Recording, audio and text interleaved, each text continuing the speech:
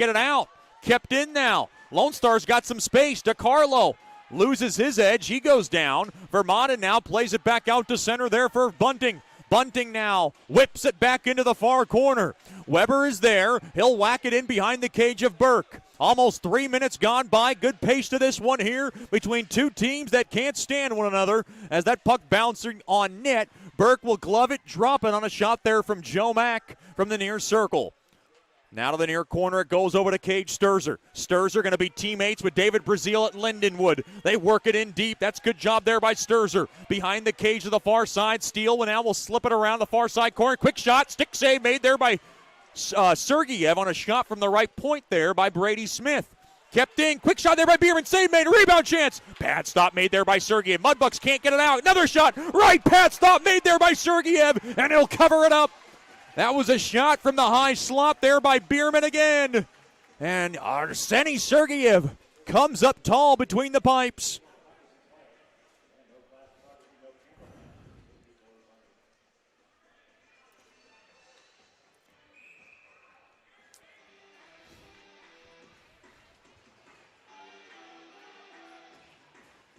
Looks like we are good to go on the Listen Live link.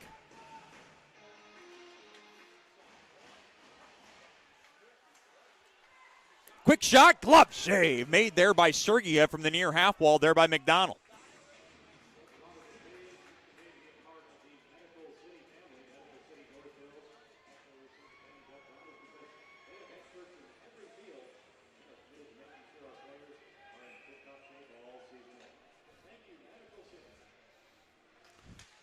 Face off one there by Lone Star. Brady Smith now to the right point. Digby now will rattle it in behind the cage of Sergeyev.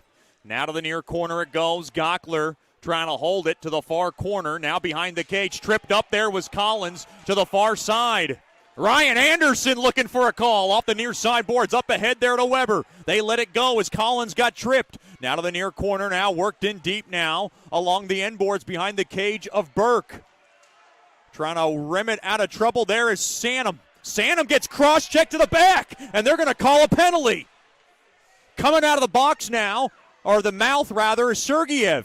Extra attacker time for Shreveport. Now touched up there by Dylan Smith, and the Mudbugs go on the game's first power play. And they can get to work for the first time this evening.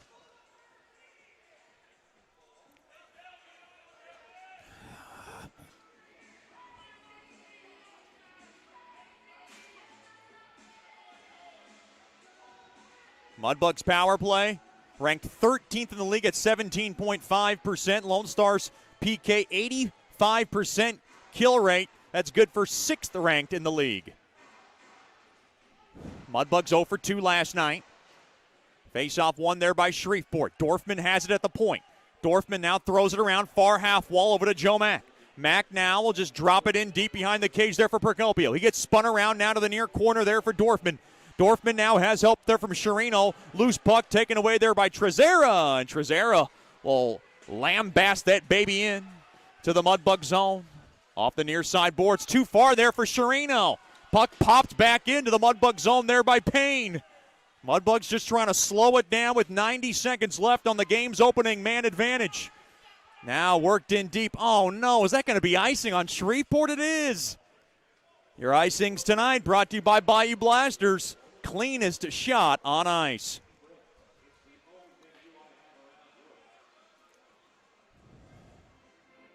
Hopefully all the technical difficulties are rectified. We do apologize once again.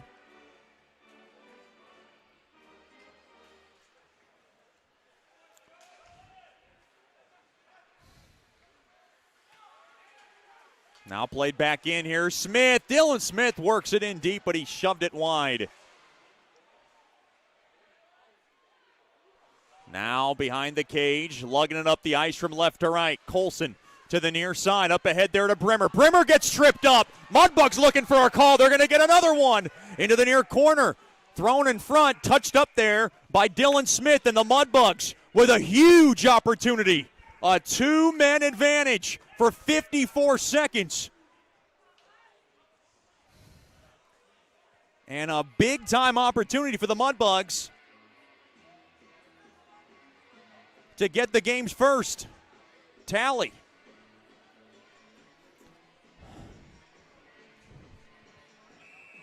Payne in the box for, I believe, hooking. 54 seconds of two-man advantage time. Mudbugs still don't have a shot on goal. Shots 5-0. Played one there by Joe Mack. Now to Hedden. Dropped in deep there to Procopio. Played back to Hedden. Hedden now to Joe Mack. Mack now to the far corner there to Dorfman. Played back to Joe Mack. Back to Hedden, a blast. Blocked in front. He catches it down to the far side. Quick wrister thrown backdoor. He missed Procopio's stick. Now to the near corner. Mudbugs, back up top it goes. Joe Mack from the high slot. Quick shot right. Pad stop made there by Burke. Played back to Joe Mack. Mudbugs still have time on the two-man advantage. Thrown across. Whoa! Shot it wide. That was Joe Mack. Now thrown in front. Back to head and fired toward the net. Point blank save made there by Berg. The head in. Far circle there to Joe Mack. Thrown back door. They missed everybody. Held in there by Hedden. Hedden now at the point to the far circle. Mishandled there by Joe Mack. Slapped in. Thrown backdoor. Missed everybody. It hit off the stick of Procopio. Mudbugs now 5-on-4 power play. Brought to you by AEP Swepco for 60 more seconds. Dorfman works it around the clock now. Near circle. Thrown. Backdoor quick shot. They score! That was Joe Mack. He comes around the far post and slams that baby home. Mudbugs 1, Brahmas 0. Power play goal. Shreveport 1, Lone Star 0. Great work from Dorfman to find Joe Mack. It's Joe Mack's goal from Dorfman and Procopio. Grandpa Joe delivers again.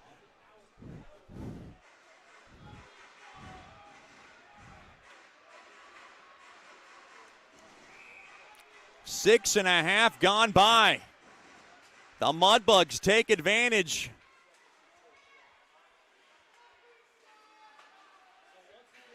Early, and the Mudbugs, just like last night, have the game's first goal. Quick shot save made there by Burke on a shoulder. On a rocket shot there by Bunting from the far circle.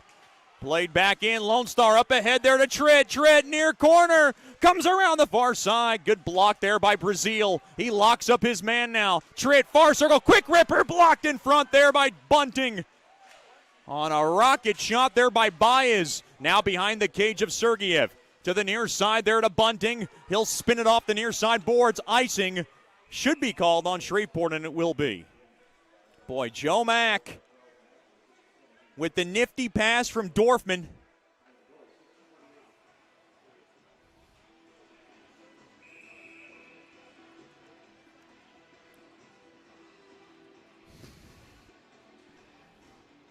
Able to grab the game's first goal.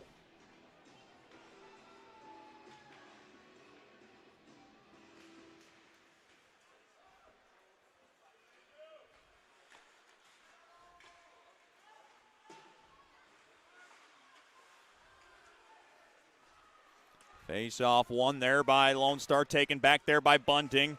As Bunting able to squib the puck in deep into the Lone Star zone. 7.5 gone by here in the first. Joe Mack and the Bugs have the early 1-0 edge. Here comes DiCarlo. Thrown across. Nemo's cross-ice pass blocked off there by Colson. He wants to take off with it. But Sanum now comes in around the left side. Does a little spinorama. Drop back to Sedlicek. A blast. And it gets the protective netting. Shots are 5-2 in favor of Lone Star. Only 2 shots on net for Shreveport, and they got the game's first goal. 12-13 remaining here in the opening frame.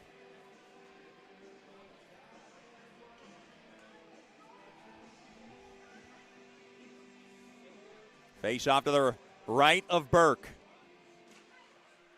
Battle at one there by Lone Star.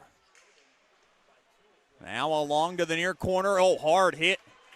They sandwiched man now. Hey, Bierman, quick wrister save made there by Sergeyev as he ties up the pads and closes up on the puck. And he'll hold on to it with 12:01 now remaining here in the first. Be sure to follow the Mudbugs on all your social media outlets. Facebook, Twitter, Instagram, Snapchat. Miss Terry Johnson, our beloved director of social media and marketing does a fantastic job for all the latest and hottest information on your Mudbugs. Terry Johnson produces a lot of great stuff, and nobody does it better than her. Behind the cage of Sergeyev. Off the near side boards, loose puck now, taken there by Procopio. He'll jab it back out to center. Now off to the far side. Murray whacks it back out to center, takes a hard hit there by Chirino. Now along the far half boards, squeezed out there by Benson. He goes back to the near side there to Payne. Payne now will softly lift it into the near corner. Along to the near corner, head in, trying to work it off the walls. Gockler's there off the near side boards. Dylan Smith lets it go there for Payne. Payne now into the near corner, guides it in along the end boards. Now Hedden trying to steal the puck. Along to the near corner. Chirino now takes a hard hit. He might have been dazed. Kept in there by Dylan Smith's backhander, goes wide, and it gets the protective netting. It might have hit off the glove of Sergeyev, and it got the protective netting, and so that'll keep the faceoff deep in the Mudbug zone. Great pace to this one. 11-11 remaining. So glad all our technical difficulties are gone. We do apologize once again, and big thanks to Eric Tuckson, our technical director, for getting it done. He is the best. Behind the cage of Sergeyev. Lone Star won the faceoff. Oh, stolen away there by Dorfman. Dorfman now leveled up ahead there to Brimmer. Here comes Brimmer. He rumbles in from the right side. He's getting help there from Dorfman now along the near corner. Now pinned up and taken away there by Collins. Jack Collins played up ahead there to Smith. Knocked down there by McDonald, trying to get through. Good job there by Brazil. Oh, Brazil's pass off the back heel of Dorfman, but taken there by Heidi back into his own zone. He'll wing it around, stolen away there by Konovalov. Off the near side boards, taken there by Digby. Digby at the point. Far drive there. Pad stop made there by Sergeyev on a shot there by Joey Trezera. Played back out to center. Fetchko, one man to beat. Around the far corner, quick wrister, stick save made there by Burke. Now into the far corner, Digby trying to work it out. Fetchko on his tail. Taken there by Trezera. Trezera just kiss it off the far side boards, back out to center. And now taken away there by Vermanen. He'll just poke it back into the far corner. Burke now around the near side corner. Held in there by Bunting. Bunting trying to go low to high. It gets blocked. Now a scrum along the walls. Bunting trying to squeeze it out. Vermanen trying to keep it in. He holds it in behind the cage of Weber. Mudbugs battling for it. Getting good zone time, but not much to show for it.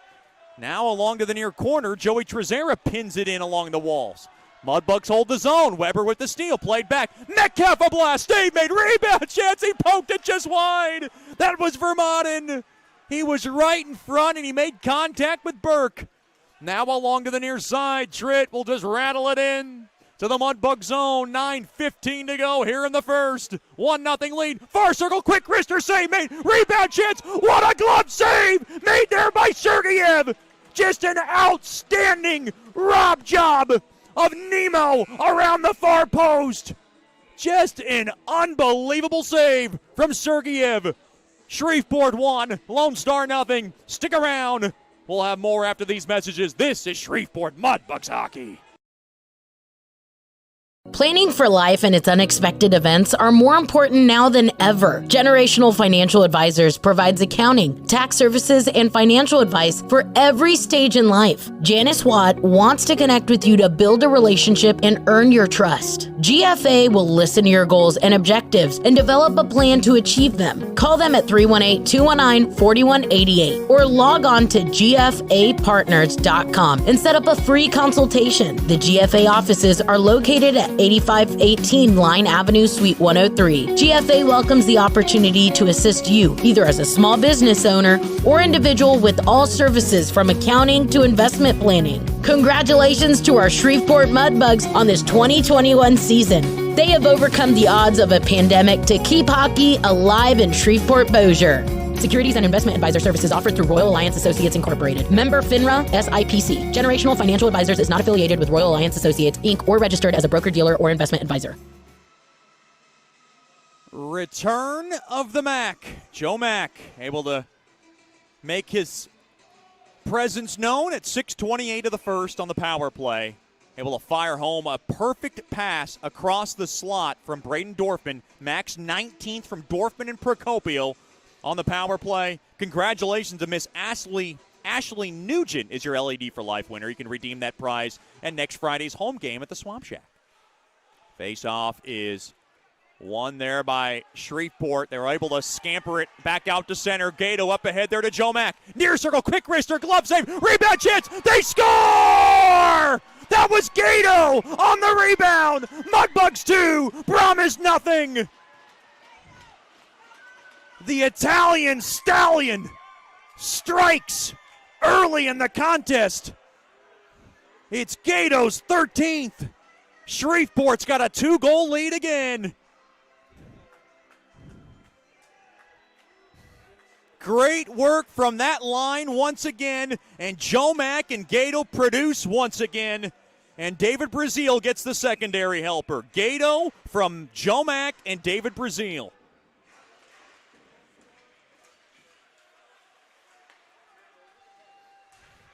Another hot start on the scoreboard for Bugs hockey. Puck now rimmed in to the Lone Star zone. Sedlacek trying to chop away at it. Sturzer slams it in behind the cage of Sergeyev. The Mudbugs with another 2-goal lead. Puck now popped back out to center. Sturzer hits Santam along the boards, and now they get a little stick tie up there. That was boy, both benches looking for calls. Into the far corner now. Head in behind the cage. Gockler has it to the far corner. Over to head in now. Worked it out. I thought he got it out. No, he did. Mudbugs thought that puck was out. That was a late call from Andrew Bell. A little precarious on that call from Andrew Bell, but the call was made. I thought it came out for my naked eye. 8:09 remaining in the first. Goals by Joe Mack and Connor Gato have given the Mudbugs a 2-0 edge. Gato from Joe Mack and David Brazil at 11:03. Boy, Connor Gato crashes the net with speed and gets rewarded with his 13th. Great work off the near side boards. Procopio slows it down into the Lone Star zone.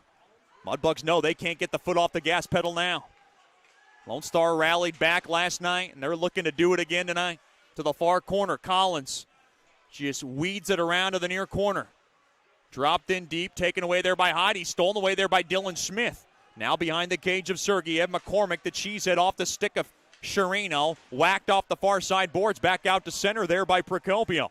Played up ahead off the stick of McDonald. Puck trickled back in behind the cage of Sergeyev. Shots 8-6 in favor of Lone Star. But it's the Mudbugs with a 2-0 edge. Up ahead to the near side. Here comes Sherino. Races in from the right side. He's got some space. He comes in thrown toward the net. Oh, might have been kicked away there by Brady Smith. Now off the far side. Held in there by Metcalf. He'll floor it into the near corner.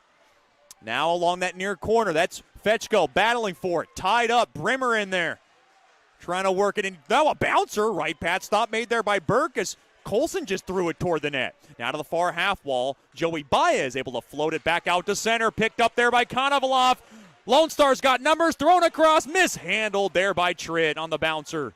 Now play to the point. Joey Trezera can't handle it. Now into the near corner. Konovalov behind the cage there to Baez. Mishandled. Colson trying to break it up. Played back to the left point there to Trezera. Trezera now tapped in, and a pass gets broken up there by Colson, and it ricochets back into the Lone Star zone. 6.5 remaining here in the opening frame. Shreveport 2, Lone Star nothing.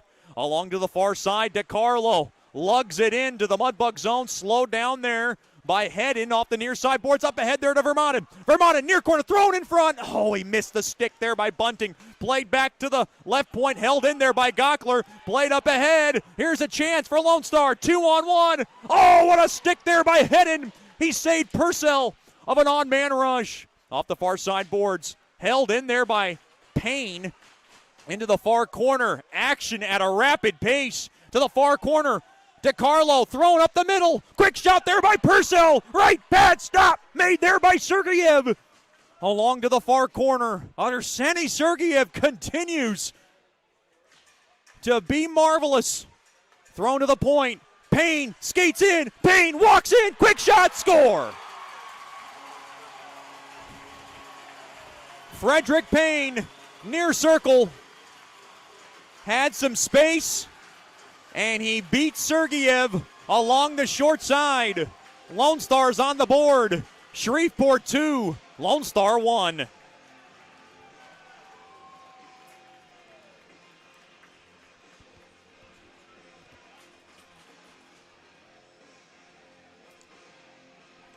It is Payne from DiCarlo and Purcell.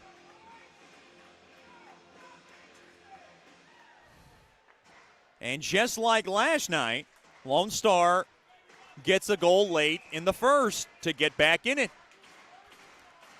Shots 10-7 in favor of Lone Star. Frederick Payne able to wrist one past the right pad of Sergeyev. Off the stick now of Gato, and he'll steer it back into the Lone Star zone. Along to the far corner. Joe Mack trying to hold it in. Now barreled back out and in there by Bierman into the Mudbug zone. So a fast start for both teams. Purcell and DiCarlo assist on Payne's goal.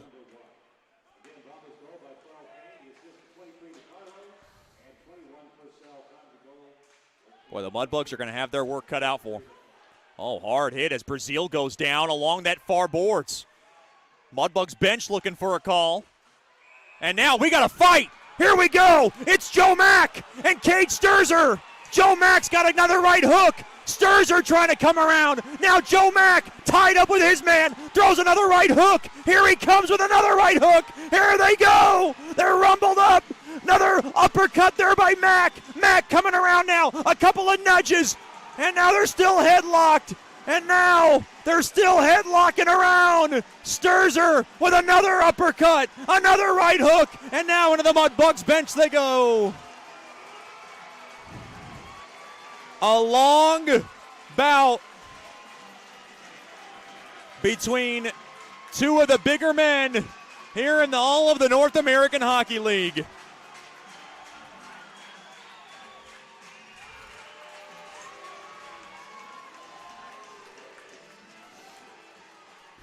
And we'll have to get it all sorted out.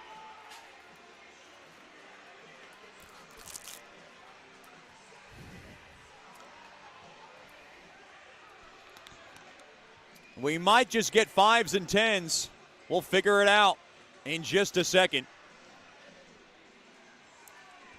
But another great bout between these two guys. Oh, you got a couple of big boys. Cade Sturzer is no easy task. He's weighing in at 6'5", 215. Grandpa Joe, of course, no slouch of his own. He's 6'3", 200.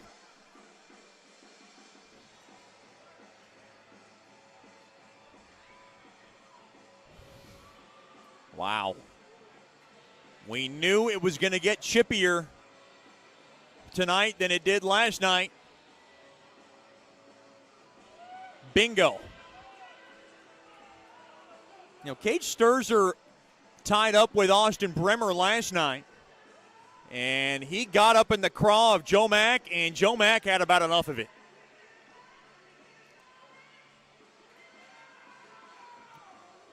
I've been informed we are experiencing some kind of quality issues here with Hockey TV. We do ask that you please stay patient. We are trying to get that rectified as soon as we can. And it looks like just 5s and 10s for Joe Mack and Cade Sturzer.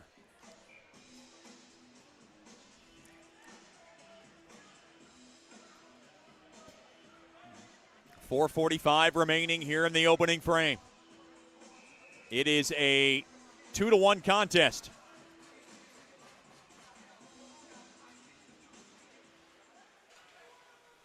Frederick Payne, the last one to score for Lone Star.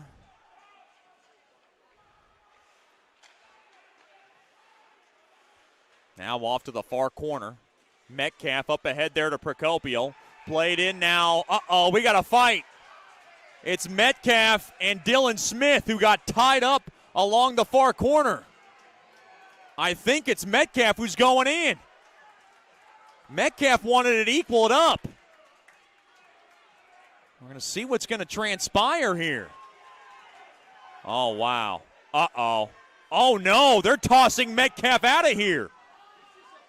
No, they just told him. Andrew Bell just told Metcalf to take it to the locker room. Oh, no. This is huge. The Mudbugs have 6D dressed. And now David Brazil with a heated conversation with the lead official, Andrew Bell. Boy, the Mudbugs are going to be handcuffed. And now Coach Soupy in front of the bench trying to figure out what's going to transpire here. But if they're knocking him out of the game, it's 5 minutes. Oh, what a turn of events late here in the first.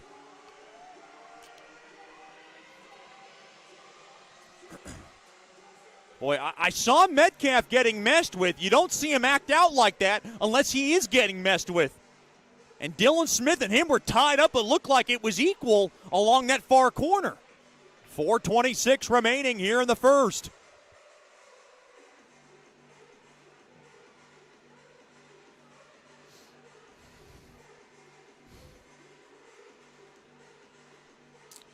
Going to get it all sorted out here in just a second.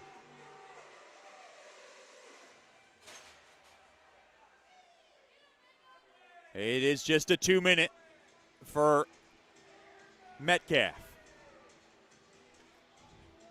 And that might be disaster averted for the Bugs. But I believe it's a 2 and a 10. And if that is true, we will not see Aiden Metcalf till the midway mark of the second. And that's big. Because then the Mudbugs got to roll 5D.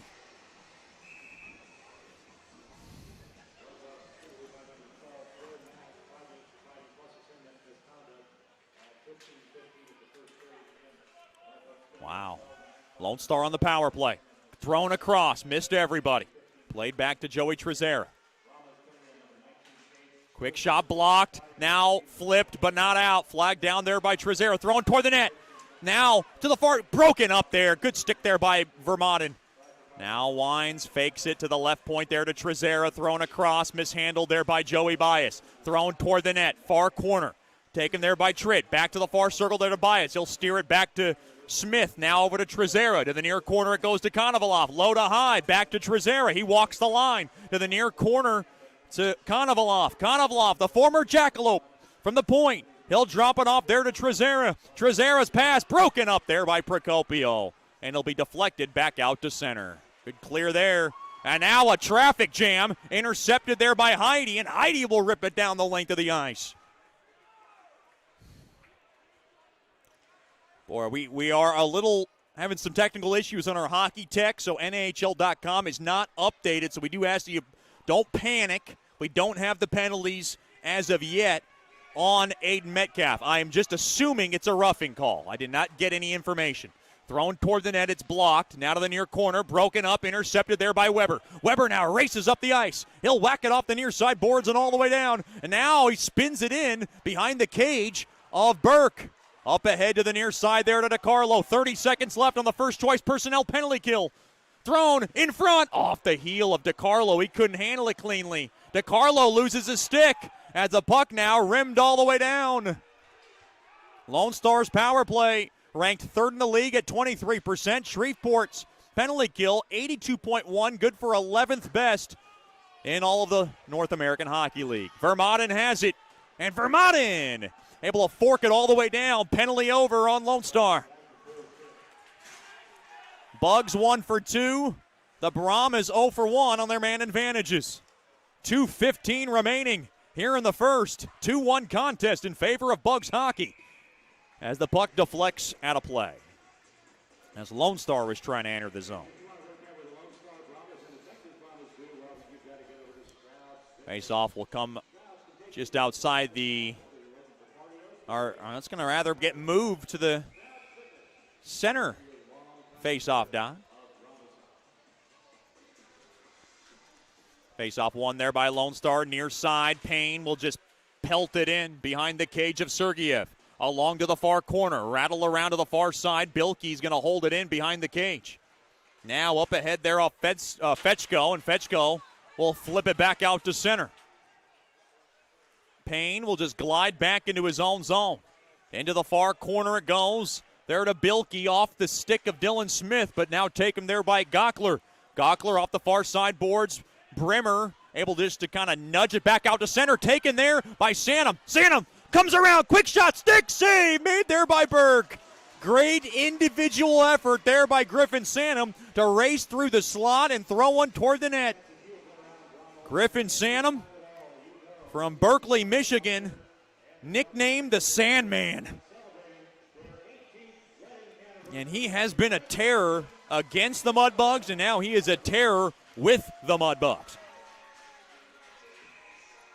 Nobody knows who the Sandman is. It's two things. It's once a wrestler and once a comic book character. And Griffin Sanum resembles more of the comic book character. Played back out to center. Worked it down into the Mudbug zone, taken there by the captain, Brazil. Brazil now, gets his pocket picked there by Konovalov, thrown in front, nudged up ahead, taken there by Sherino. Sherino wants to take off with it. He races up around the right side, thrown toward the net, blocked, rebound chance. What a save made there by Burke. Oh my goodness. He stopped that right in front. Sherino's hurt. Oh no, Sherino's limping. They got to get some help off the ice. Now, quick wrister save made there by Sergeyev. Amy Baker's got to get to work on Sherino. It's a lower body injury. Into the far corner now. Thrown toward the net. Save made there by Sergeyev. As Sergeyev took a shot there by Collins. Amy Baker sits something toward Dawson Sherino's way. Apparently, I guess he's okay. They're just going to get it looked at in the first intermission. We got a whistle. It's an icing on Lone Star.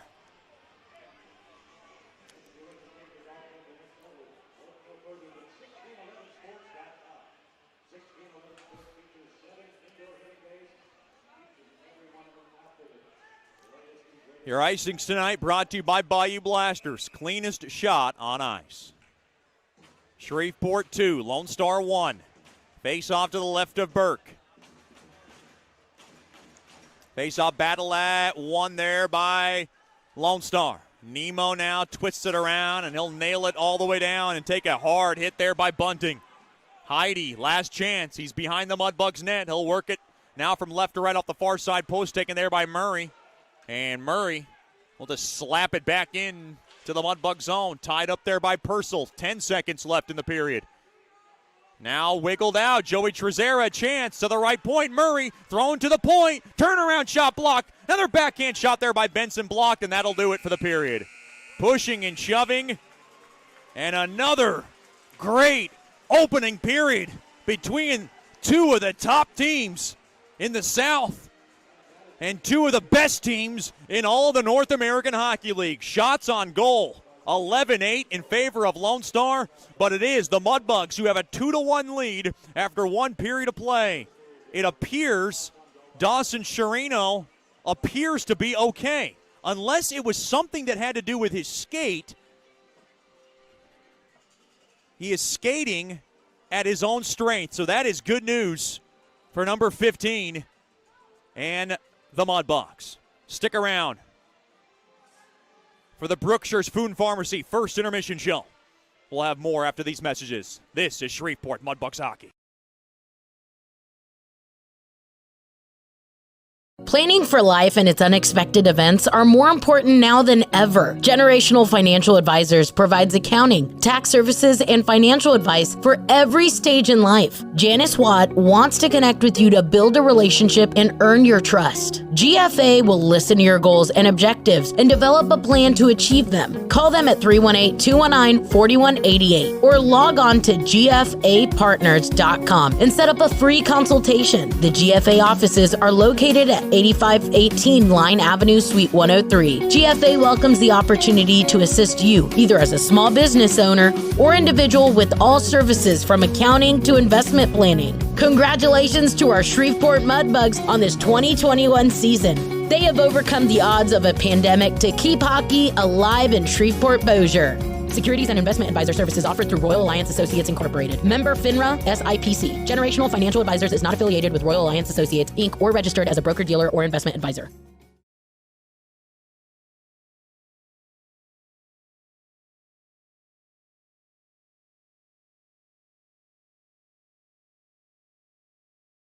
As a business owner, you know it's important to stay ahead of your competition to succeed. One dishonest employee providing poor customer service can send your business to the penalty box. DeFata and Associates has over 20 years of investigative experience that can help you monitor your employees and investigate losses that may be keeping you from reaching your goals. Whether you need GPS tracking, investigative shopping, integrity testing, or you're experiencing losses caused by theft, DeFata and Associates can help. Give them a call at 318-635-9944 or check out their website at defatapi.com for more information.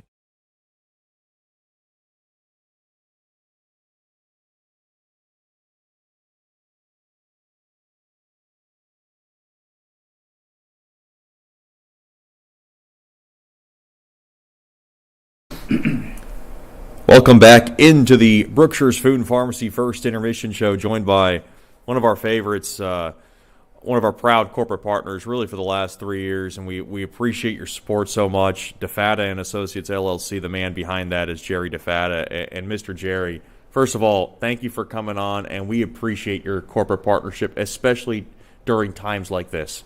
Thanks, Chad. This has been a tough year, and I'm proud to be able to continue my sponsorship. Talk about what's been going on with your business and obviously COVID and the effects of that. So COVID, for especially in the beginning, caused a lot of slowdown and problems for the business. But I took the time to try to, take advantage of it. We upgraded some of our bug sweep equipment, some of our what's called TSCM, technical surveillance countermeasures. Invested in some new equipment and the training required to do it. So we tried to be productive. Things are starting to pick back up, which is good. Business is tough all over for a lot of small businesses. And talk about the new training and equipment upgrades during this COVID lockdown. So, with bug sweeping, one of the biggest problems is staying up to date with the new technology, the threats that are out there. So did a lot of research on new technologies. Found some new equipment that, like I said, we invested in. I've been doing extensive training, learning more about aspects of it that I wasn't aware of. So that's been good. It helps us provide a much better product for our clients, and they end up benefiting from our investment and our downtime.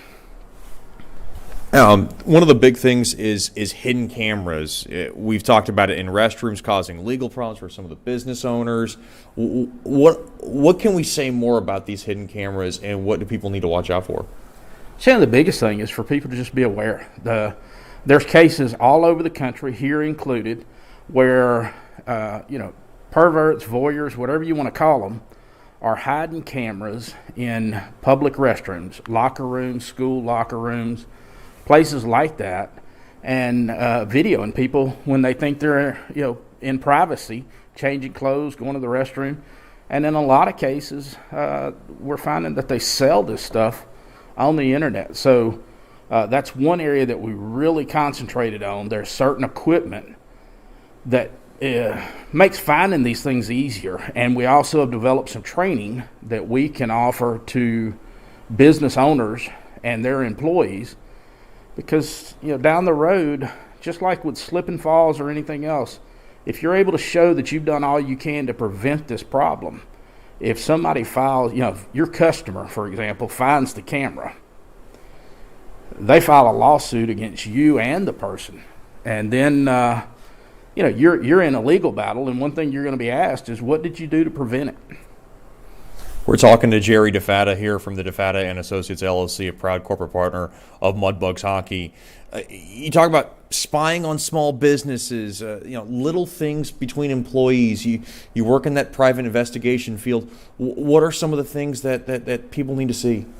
So, people often think of espionage or spying as being something that, countries do to each other, and they don't think about it on a small business level.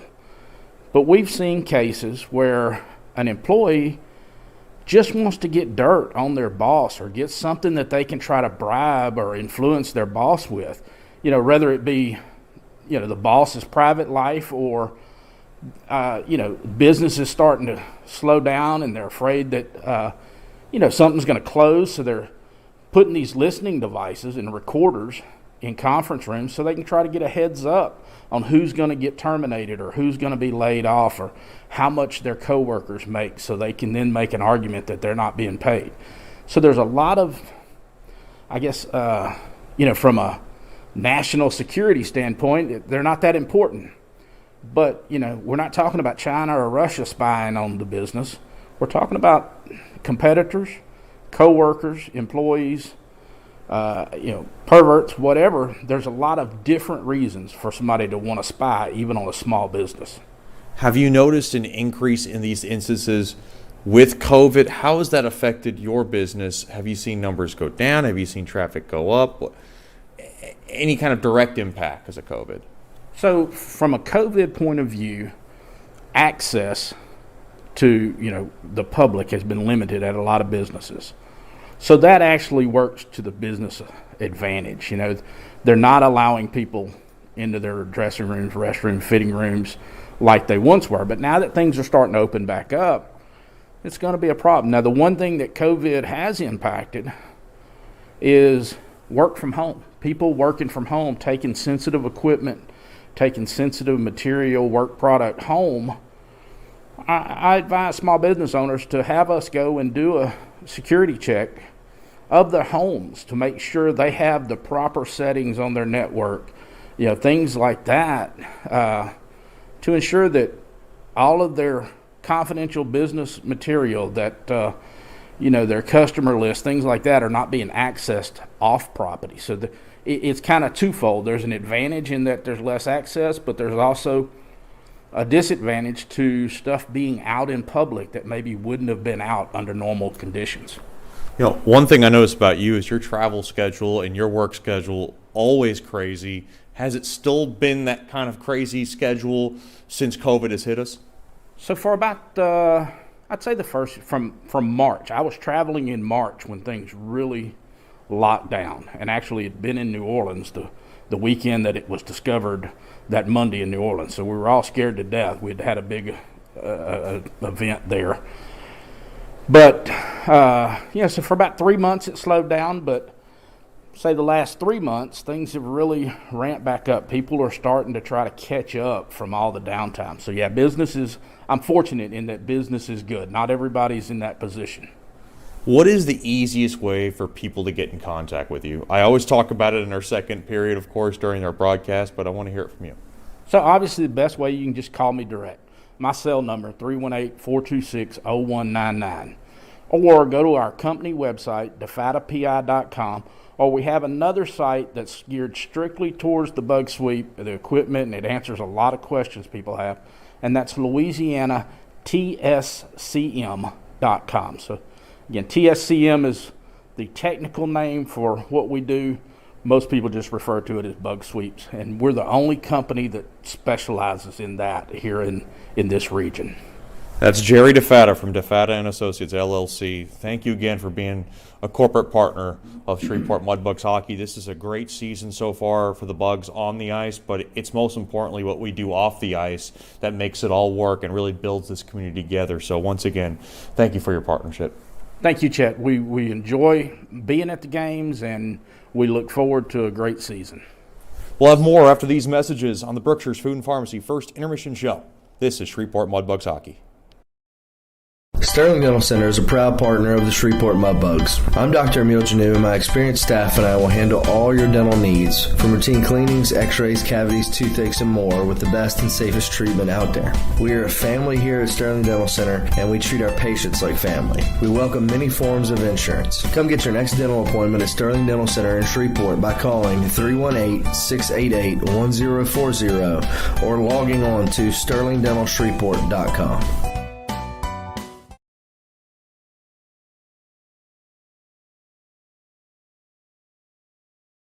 As a business owner, you know it's important to stay ahead of your competition to succeed. One dishonest employee providing poor customer service can send your business to the penalty box. DeFata and Associates has over 20 years of investigative experience that can help you monitor your employees and investigate losses that may be keeping you from reaching your goals. Whether you need GPS tracking, investigative shopping, integrity testing, or you're experiencing losses caused by theft, DeFata and Associates can help. Give them a call at 318-635-9944 or check out their website at defatapi.com for more information.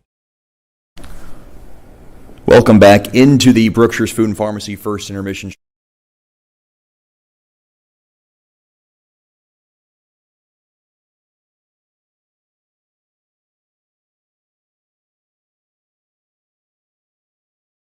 Their billet families, their game ice officials, and we'll get to more of that. But first, for the Team Solon Foundation, just talk about how this all got started, Ronnie.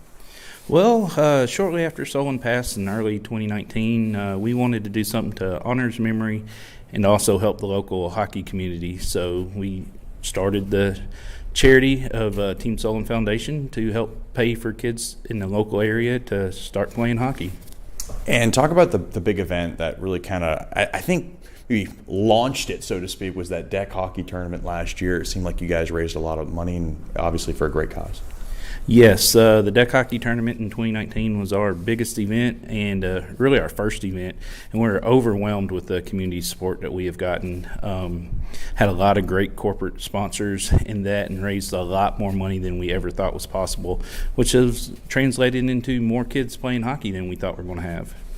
And we have Bridget with us as well, and I wanted you to talk about the board because I mean, there's more than just you two that have done an outstanding job putting their hours of work in. Yeah, we have Charlie Dew, who's been longtime family friends with us.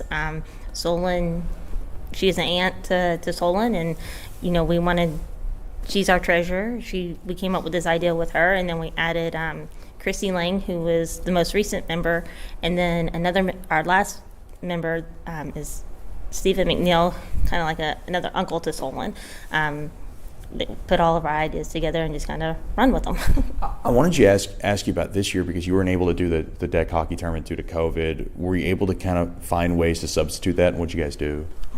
Yeah, a lot of people that had pre-registered because it was heartbreaking to not have the tournament, but we've done shirts that should be in any time now, and then we're doing some hoodie orders and just kind of doing a few things here and there. But we have a good deal of. What's been the overall response in trying to get help for kids that need help and that you're trying to help for hockey? What's been the overall response? Well, we've had, as far as taking in donations, we've had incredible support, even in the time of COVID when we hadn't been able to do much as far as taking in donations and getting money to be able to help kids. The hardest part that we're having right now is just getting our name out there so people know that this is available. That's why we're partnering with the Mudbugs this year. Got our name on the Dasher boards. We really appreciate you helping us getting our name out there so people know that these scholarships are available so they can use them. We're talking to Ronnie and Bridget Peterson from the Team Solon Foundation here on the Brookshire's Food and Pharmacy First Intermission Show. And Ronnie, I wanted to ask you, away from the Team Solon Foundation, you guys decided to do some billeting, and I know that's something you guys have been wanting to do for a long time. You got one knucklehead, and you got one guy who's kind of grounded. You got Colin Doherty, who's bouncing off the walls, and you got Chris Hedden, who's probably the calm, cool cucumber. Is that the way it's been in the house between those two? Oh yeah, they're both really great young men, but they are polar opposites. One who kind of keeps to himself and likes to just do his thing, and the other one who's a social butterfly and is always out going somewhere, doing something with somebody. But we couldn't be more blessed with the players that we have this year. Bridget, I wanted to ask you about the billet experience, being a mom, to Miss Sammy, and now she has two big brothers, and is she able to have that relationship with the two boys and Colin Doherty and Chris Hedden? Oh yeah, she loves annoying them. Whenever they're outside, she wants to be right in the middle of them. If they have other guys over, it's like, leave them alone, give them their space. But they're great. They'll go outside and shoot hockey pucks with her. There's a neighborhood that comes over, and if they see them out there, they're out there showing them how to use the sticks and shoot the puck, and it's a great experience for all of us. How's the cooking been for two hockey players? I'm sure they have big appetites, and have you been able to introduce them to any kind of Louisiana cuisine? We have. Colin is big into gumbo and jambalaya, but they tend to be grazers. They come to eat here, an hour later eat again, so it's kind of getting on that schedule. Been an adjustment, but it's been good.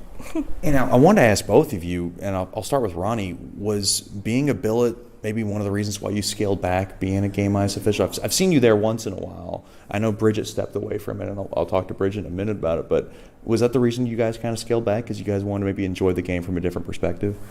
Well, I've always been kind of a on and off again, off ice official, usually just helping out when they really needed somebody because somebody was out sick or on vacation or whatever.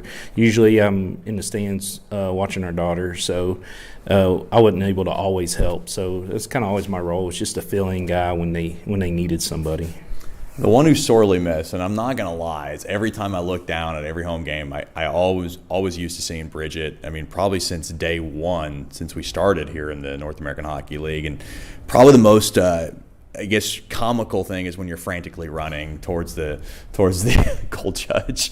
And seemingly you've never gotten injured. But do you miss it, or is that something that you made that decision, like, look, I do want to step down this year. I want to enjoy the game from a different perspective. I'm a billet mom. What kind of went into the decision? It was a hard decision to make. I loved it as a part of the game that I didn't know until the Bugs came back. But it was a decision that took a long time to consider, weighed my options. But I needed to scale back. I'm also going to school full time, so between that and with COVID happening and never knowing if my daughter was going to be in school, out of school, and we just wanted to enjoy the game from a different side again, be a fan again. Before I let you guys go, what is the easiest way for somebody to reach out to you? I've been able to plug the Facebook page, and I know that's probably the best outlet. Yes, right now the best outlet is just to message us on the Facebook page, just Team Solon Foundation on Facebook. Currently, I have purchased teamsolon.com, and we are working on a website. Don't know when that'll be live yet, but it's in the works. But Facebook page is the best way to get a hold of us. Is there anything you wanted to add, Bridget, before I let you guys go? I really appreciate the time. I just want to thank the Bugs for everything they've done. Tommy and Scott Musket and even Soupy have been great in our lives. They were great in Solon's life, and without them, Team Solon might not be as great as it is. So. Well, thanks for the time, and we appreciate the partnership, and enjoy the rest of the season. Well, thank you, Chet Yoder. We'll have more after these messages here on the Brookshires Food and Pharmacy First Intermission Show. You're listening to Shreveport Mudbugs Hockey.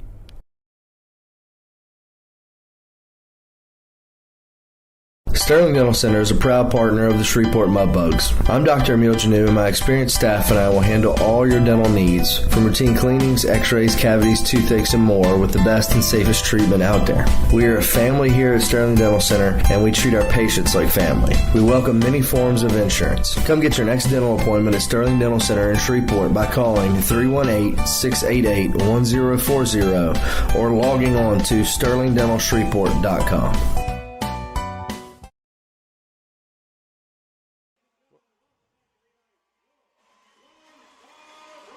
Welcome back into the Nytex Sports Centre. Tonight's game very reminiscent of last night's contest, but the Mudbugs got to make sure they change the ending to this one, or they're going to have to look back in their rearview mirror and see Lone Star creeping up on them for the top spot in the South. All in all, the Mudbugs have a 2-1 lead thanks to Joe Mack able to net his 19th on the power play. And then it was Connor Gato on the rebound opportunity, slamming home his 13th. But Lone Star turned and tilted the ice in their favor, and it was Frederick Payne able to kind of nift one past Sergeyev along the short side. It makes it a 2-1 game. But the problem here is Aiden Metcalf is going to be pretty much done for most of this, well, I'm going to say most half of the period. Mudbugs dealing with some injuries on their blue line, so they're going to have 5D for the next 10 minutes. Hopefully someday, hopefully soon, the Mudbugs can have number 25 back on the blue line. That's Johnny Hallard. Of course, Hallard with the upper body injury. We will be eager to have him back on our next homestand. Shots 11-9 in favor of Lone Star.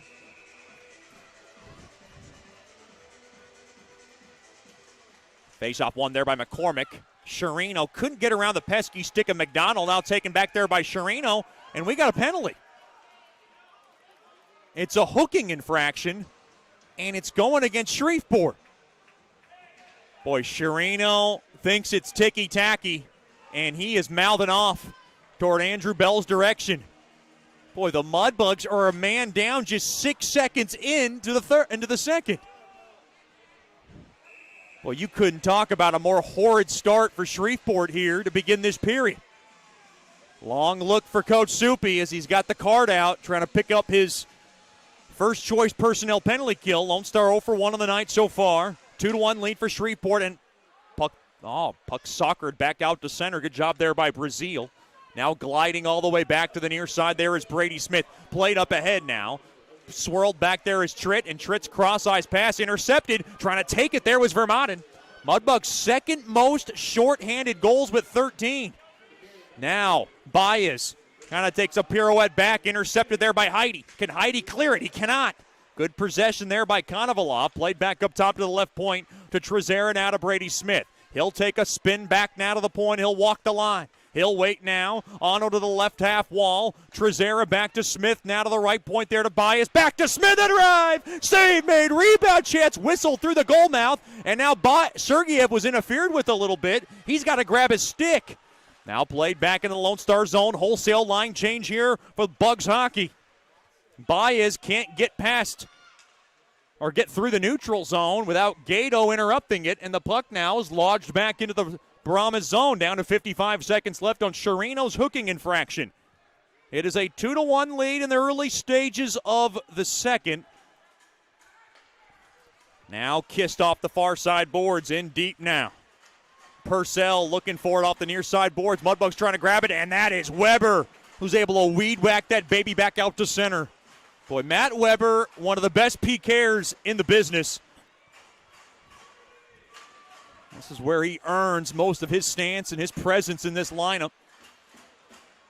Now to the middle of the ice. Here comes DiCarlo. Gains the blue line from the left side. Thrown across to the point. Here's Purcell cutting through the far circle. Intercepted there by Hedden, and it's Weber who's able to swat the puck all the way down.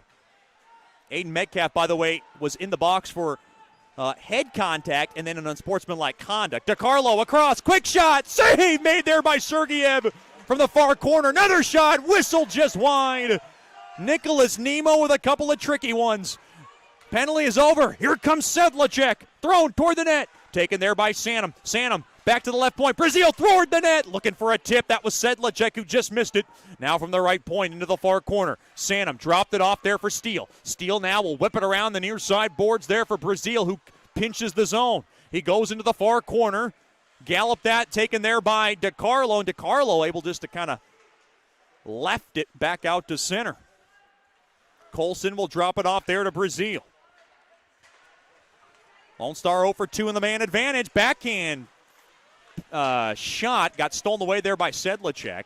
Now to the near side there by Colson. Colson now will glide back, bank it off the near side boards all the way down.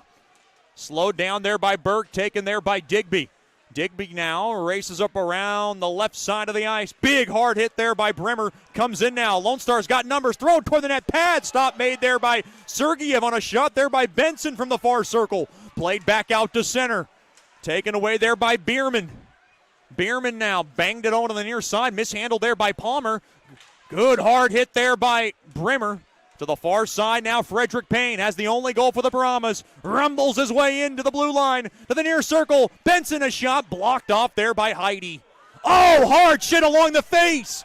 That was a hard shot along the face of Brimmer. Mudbugs bench up in arms, and we got a whistle. A hard shot along Brimmer's grill, and it's Palmer who's the guilty party. And the Mudbugs go on the man advantage.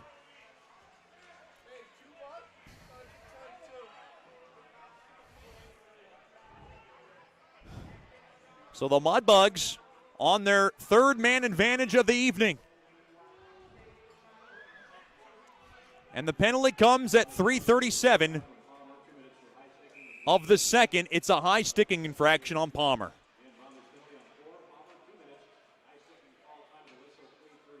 Boy, just the sheer hit alone on Brimmer looked nasty. No blood, so just two. Face off one there by Lone Star. And Lone Star able to poke it all the way down the length of the ice. Now to the near side. Mudbugs have one power play goal. Looking for another one. Over to Shreveport. Shreveport now dropped ahead there for Dorfman. He tried to work it back up top. It's intercepted there by Trezera, and Trezera able to clear it down the length of the ice. 90 seconds left on the AEP Swepco power play. Colson dropped back there to Dorfman. Dorfman now up ahead there to Procopio. Now worked in deep. Dorfman to the near corner. Steele gets hit hard. Brady Smith banged around the far side boards. Held in there by Hedden. Hedden dropped in deep to the far corner there for Procopio. He'll work it in now, saddle it back up top to the right point there to Dorfman. Dorfman will send it around, touched up ahead there to Hedden. Hedden fires one wide. Off the rebound, slam toward the side of the net. That was Procopio. And we got a whistle. The net comes off its mooring. 1:05 now remains on Palmer's high sticking infraction. Be sure to get your tickets for playoff hockey. It goes on sale May 4th. The Mudbugs know they'll have playoff games May 21st and May 22nd. Games 1 and 2 go on sale May 4th. Get your tickets by giving us a call at 318-636-7094 or log on to mudbugshockey.com. Face-off one there by the Bugs. Hedden's got it at the point. Winds, tees one up. Blocker save made there by Burke.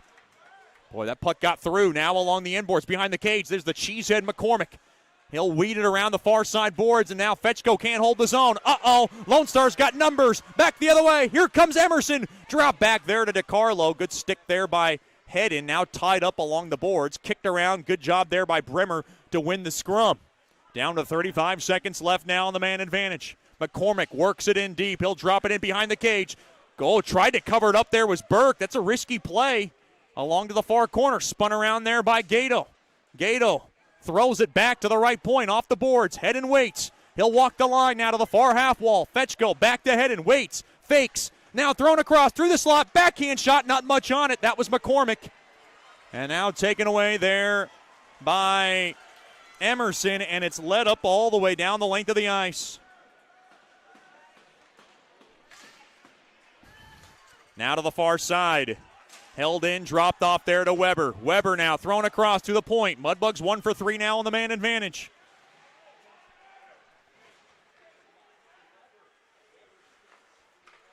Now far circle. Hedden throws it toward the net. And now quick shot. They score! That was David Brazil from the left point. Finds its way through. Mudbugs 3, Lone Star 1.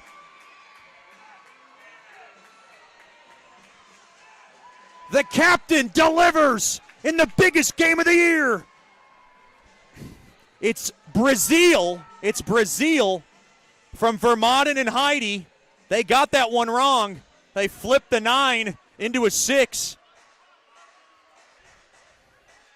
It's Brazil's 5th of the year from Vermaelen and Heidi. Just an innocent wrister from the left point, and it finds its way through.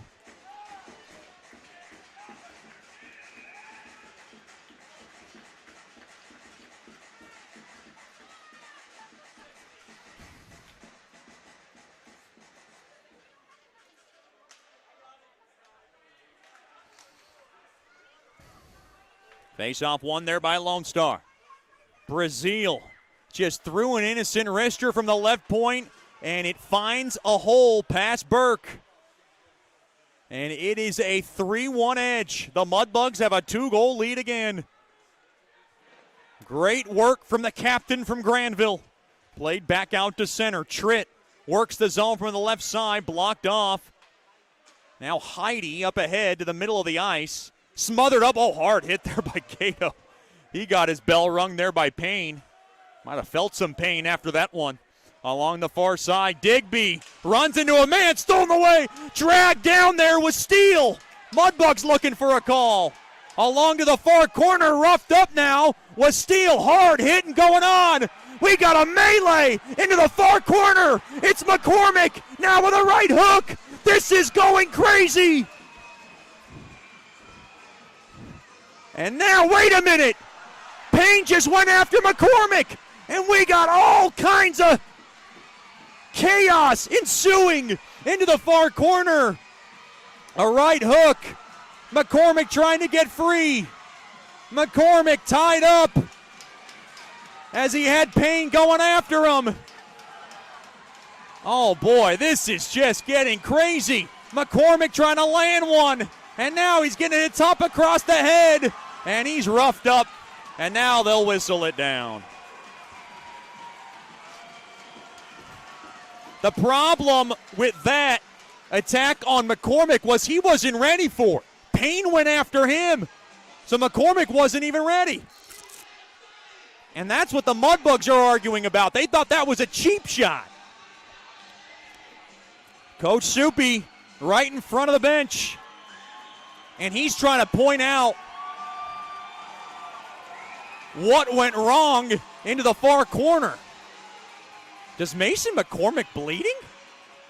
He looked across his, oh boy. Mason McCormick's got a tooth that got popped out. They got to sort this all out. Oh, what's he going to do? Oh, he's showing him the tooth. He's trying to hand it to Andrew Bell. I've never seen this before. Boy, Mason McCormick, the most ticked off I've ever seen. The Mudbugs penalty box is jam-packed. McCormick now screaming across the glass toward Frederick Payne. It's like a real-world episode's just broken out between the penalty boxes. Oh, I just read McCormick's lips. I can't repeat it.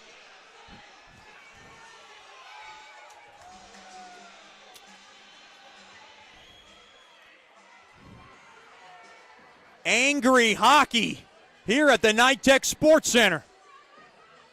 And Mason McCormick is lit up like a Christmas tree, and he did not appreciate the cheap shot from behind from Frederick Payne, and I don't blame him.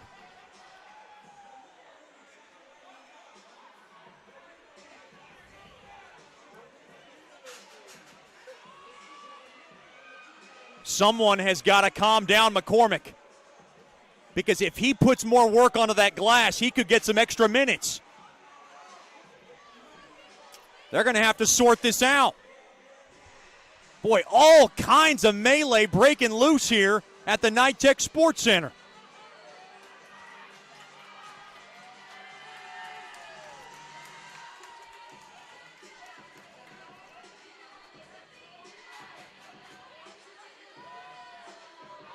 Oh, Mason McCormick still barking away at Frederick Payne.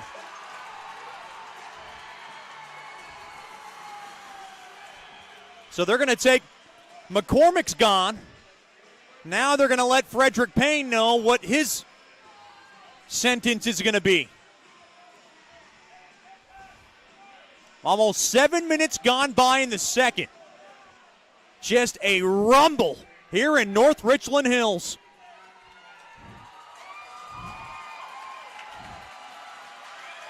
And a rivalry that has reached newest heights.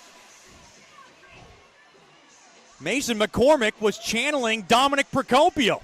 Remember the game where they had the goalie fight back in the Robertson Cup year? The only difference was that McCormick didn't use his head on the glass. And Dominic, if you're tuned in, you remember that night all too well. Oh, this is good.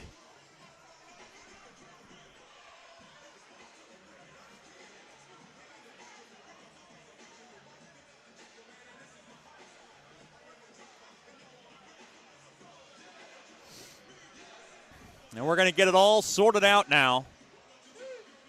I would think Payne and McCormick could be done. Brazil's 5th of the year at 5:59 from Heidi and Vermanen has given the Mudbugs a 3-1 lead. But now the Mudbugs have to worry about how thin their bench is going to be. It's not going to be as thin as it was back in Wichita Falls. If everybody remembers that, the Mudbugs, I think, had 10 active skaters at one point. Ryan Anderson is the acting head coach. No Dan Wildfong tonight. No reason given. So Ryan Anderson and Coach Soupy at the front of the bench to try to figure this all out. And now David Brazil and the captain Joey Trezera talking to Andrew Bell. I see a level-headed Brazil, which would make me believe that this is at least equaled out.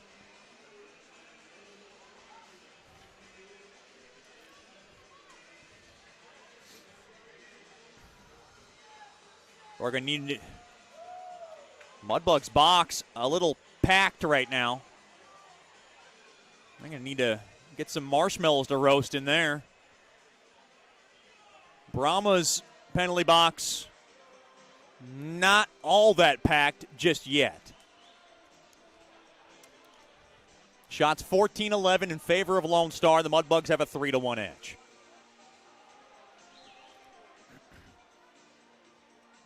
And what McCormick was trying to plead was like, look, I couldn't get free because I got jumped from behind. And that's what his argument was. Out of all that, the Mudbugs are going to have a power play.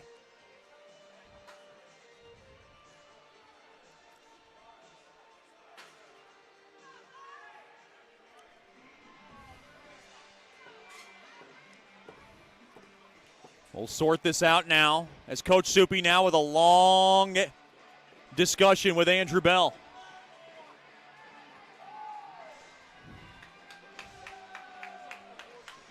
Well, at the end of that mess, the Mudbugs have a power play.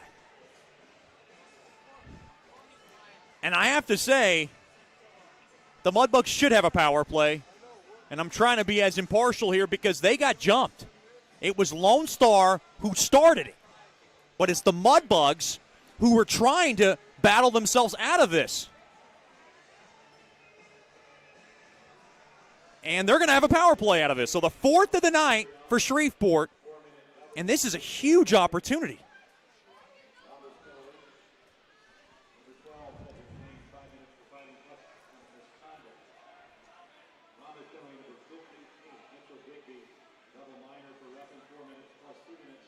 Okay, we got a plethora of double minors.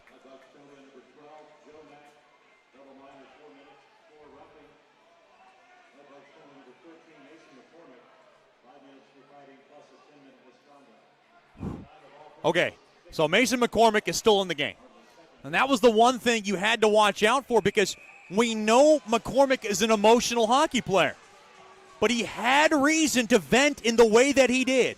He's going to stay in this game, a 10-minute misconduct, so he'll be back. And that is good news for the Mudbugs because they have extra forwards tonight, but you don't want to start getting thin against Lone Star in a 6th game and 9-night stretch. Face-off won there by Shreveport. Mudbugs on the power play out of all this. Dorfman trying to make it hurt. To drop down low, far circle. Winds, Colson waits, fakes. Back to Dorfman, drills one toward the net, blocked. Now to the point. Colson sets it up to the far circle. Dorfman waits, thrown across to Steele, and he couldn't handle a pass. And now he tried to rim it in. Puck now jabbed back out to center. Now thrown across, intercepted there by Collins. And Collins able to ladle the puck all the way down. 85 seconds remain on this power play for the Mudbugs, their 4th of the evening. Now off the near side boards all the way down.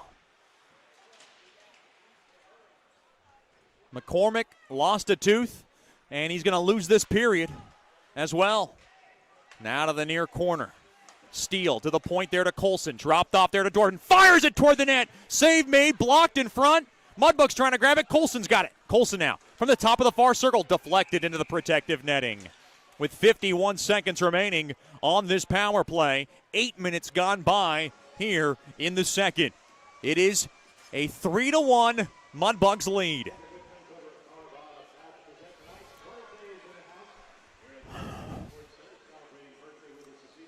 Boy, they're still trying to update all these penalties. They haven't quite gotten to it. My goodness. What a brawl that broke out. I'd say a low-key brawl, but it's not over. Flipped, kept in there by Gato. Off the near side boards. Mudbugs catch it, flag it down. That's Hedden. Now poked at, trying to squib it in there was Hedden, and the puck now is poked all the way down. Gato up ahead there to Hedden. 30 seconds left on the man advantage. Hedden coming through the neutral zone. Dropped it down low there to Sanum. Now down low back to Hedden. Hedden behind the cage. Oh, his pass broken up there by Bilkey. Over to Collins. Held in there by Fetchko. Thrown across there to Gato. Gato thrown backdoor. Quick shot. Stick save made there by Burke on Fetchko's shot. Along the near corner. Banked off the near side boards. Held in there by Hedden to the near corner. Bumped off the puck there. Held in there by Hedden. 5 seconds left. Thrown across. Gato a ripper. Blocked in front. Held in there by Fetchko. Penalty is over. Fetchko fires one toward the net. And a glove save through traffic there by Burke. Now played back out to center. Puck now lofted in, and we got a brawl in front of the Mudbugs bench. That's Brimmer with a right hook, and Brimmer takes down his man. That was Collins. Ozzy. Austin Brimmer coming loose. And he says bye-bye, at least for the period. Him and Collins ran into each other, and the Ontario native said, I would like to tango myself. Jack Collins obliged.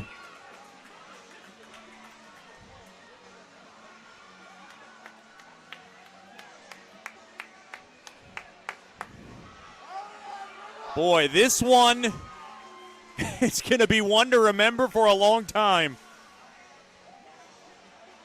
And we'll have to sort this out. Now, if Brimmer is leaving the ice, I'm not sure why Jack Collins ain't taking the grand trip either.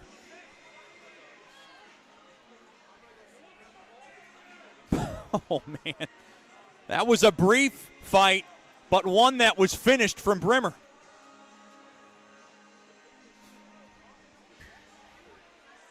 Austin Brimmer, just an acre out there. He is 6'3", 215. But Jack Collins, no slouch. He's 6'4", 215. There's a couple of towers going at it. Boy, Jack Collins has got everything undressed up top. He's down to his tight red T-shirt.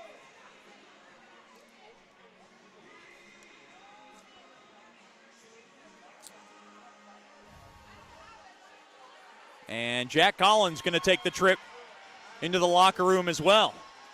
So I believe they'll both go in for 10s. And now Ryan Anderson, the acting head coach for Lone Star, trying to find an explanation here. Remember, no Dan Wildfong, not behind the bench this evening. No reasoning given, just not in tonight.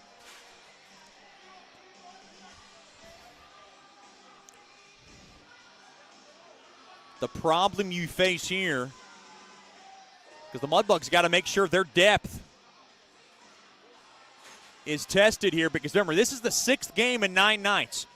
The Mudbugs cannot be slipping too short on forwards, because right now, for the rest of the period, no McCormick, no Brimmer. So what you do now, you're good because you have Sanum and Sedlacek, but, I mean, this is going to get interesting for the Bucks. Procopio's trying to figure this out now as he skates on over to Cummins.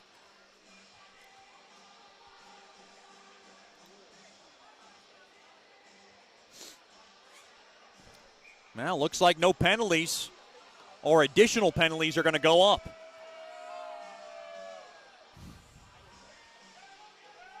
So it looks like 5s and 10s. And Ryan Anderson is beside himself. The acting head coach for the Brahmas this evening is absolutely indignant behind that bench. He thought Brimmer should got an additional 2, and he's waving toward Andrew Bell. Andrew Bell is not in the talking mood anymore. Andrew Bell just told Ryan Anderson that's enough, to put it lightly.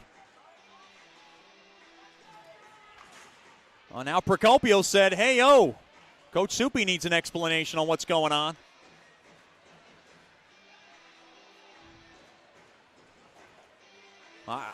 I see 4 skaters for the Bugs. There is an additional 2 on Shreveport, and it's going to be served by Fetchko. So they're going to get Brimmer probably for an instigator, and Lone Star's on a power play out of this. Now along the near corner. Puck now lambast all the way down. So Lone Star gets a power play out of this. Mudbugs back on the first choice personnel penalty kill. This is a big one for Lone Star in the midway marker of this contest. Backhand feed in front, blocked in front there by Procopio. Now play to the right point. Baez just swills it in behind the cage of Sergeyev. Now played back to the point. Brady Smith dropped off to Baez, thrown across, far circle, waiting, firing, blocked in front there by Heidi on a shot there by Konovalov. Now to the near side, Tritt will rattle it to Baez. Good poke check away. Here comes Procopio. He gains the blue line from the near side, fires it, shoulder save made there by Burke. That's a big time stop made there by Burke, as Procopio was looking for another one. Back the other way, here comes Tritt. Gains the blue line from the near corner. Gockler able to fire it down the length of the ice. Down to 55 seconds remaining here on the first choice personnel penalty kill. Coach Ridge trying to scream out the instructions. Working it up the ice now from left to right. Purcell dropped off there to DeCarlo. Intercepted there by Gockler. Gockler takes it, and Gockler able to spin it back out to center all the way down. Weber's going to go after it. And he'll just pin it in along the end boards. Kill off some more clock. Along to the far corner, now tied up. Stolen away there by Palmer. Taken back out now by Purcell. The always dangerous Zach Purcell rumbles into the zone. Works it in. Thrown across. Quick shot. Score. What a goal. Purcell across, I believe, to Nemo. And Lone Star is not going away. It's a 1-goal game again. Shreveport 3, Lone Star 2. Unbelievable. How did Purcell do it? He went coast to coast and found Nemo around the far post. Shreveport 3, Lone Star 2. It's Nemo's goal from Purcell and Palmer.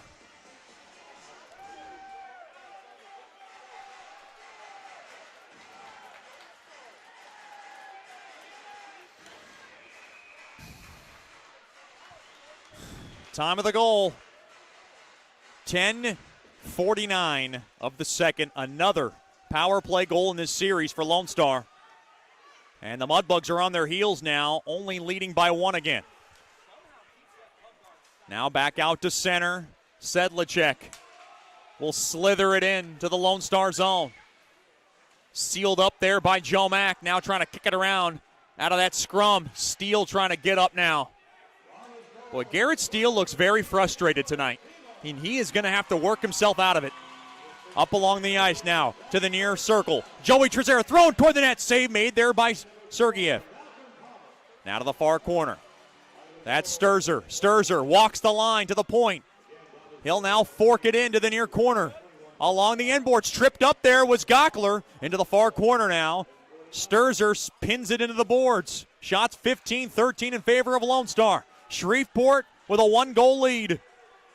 Now trying to jab it back out to center. A battle along the walls. Joe Mack is in there. Steele's in there.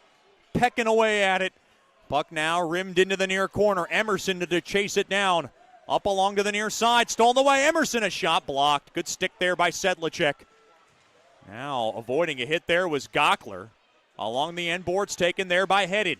Headed now will just barrel it all the way down the length of the ice. Too slow for icing. 7:45 remaining in the second. I'm Chet Yoder coming to you live from the Nytex Sports Centre.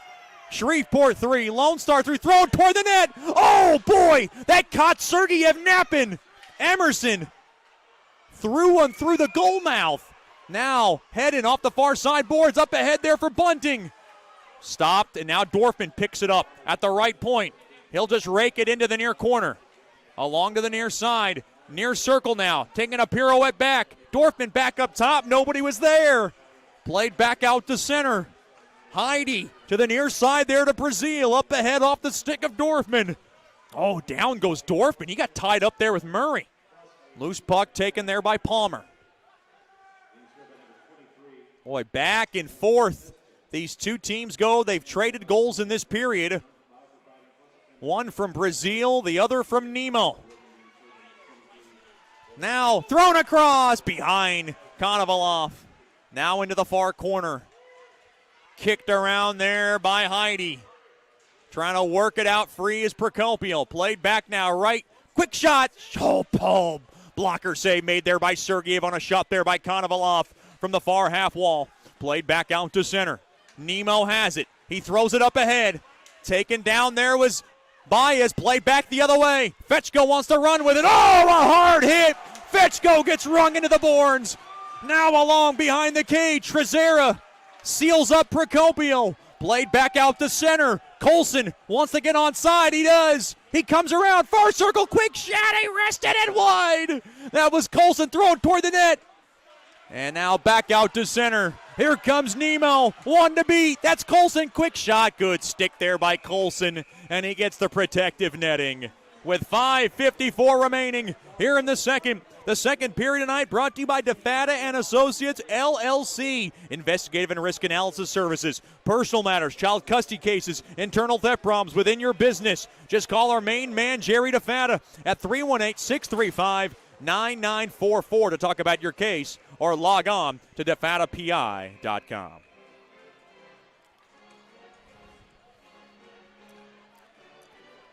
Face off to the left of Sergeyev.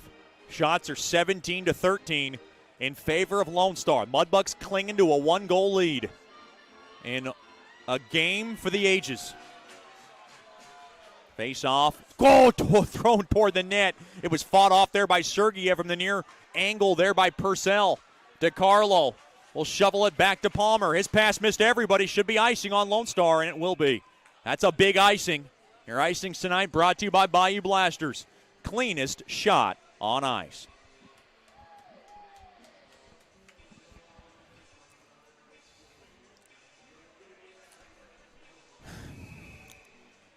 This is going to be a long night if the Mudbugs are going to grab and further their lengthen their lead in the South Division.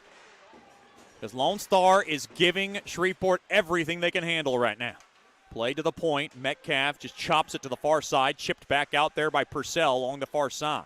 Now played back to Metcalf off the stick of Joe Mack, and he just redirects it in to the Brahmas zone. Now to the near corner. Alex Murray has it for Lone Star. Cross-ice pass up ahead off the far side boards. Intercepted there by Colson. Taken there by Steele. Up off the stick of Gato. Gato now guides it in. Flipped over to Joe Mack. Joe Mack, toe drag. Thrown across there to Mack. Oh, rather Gato. He shot it wide. Now behind the cage, Joe Mack holds the zone. Chopping away at it, trying to hold the zone. And taken away there. Good seal up there by Nemo. Now stretch pass, miss Purcell. It's an icing on Lone Star. Ryan Anderson's hot. He thought Lone Star beat it. That might have been a gift for Shreveport. With less than 5 remaining here in the second. Shreveport 3, Lone Star 2.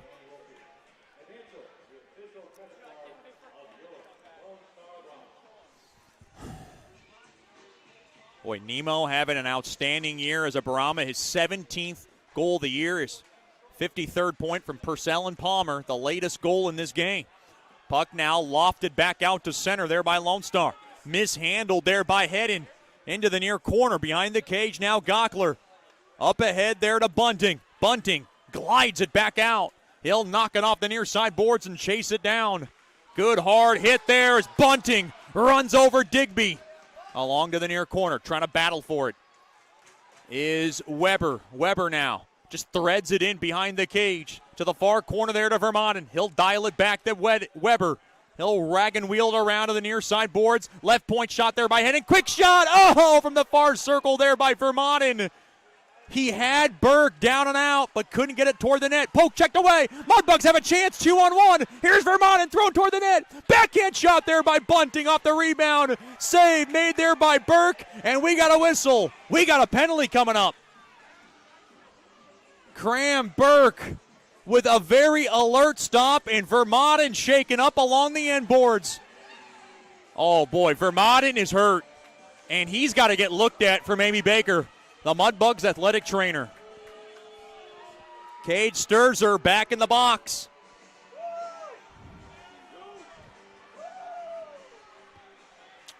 Looks like it's a boarding infraction. And a big power play late here in the second.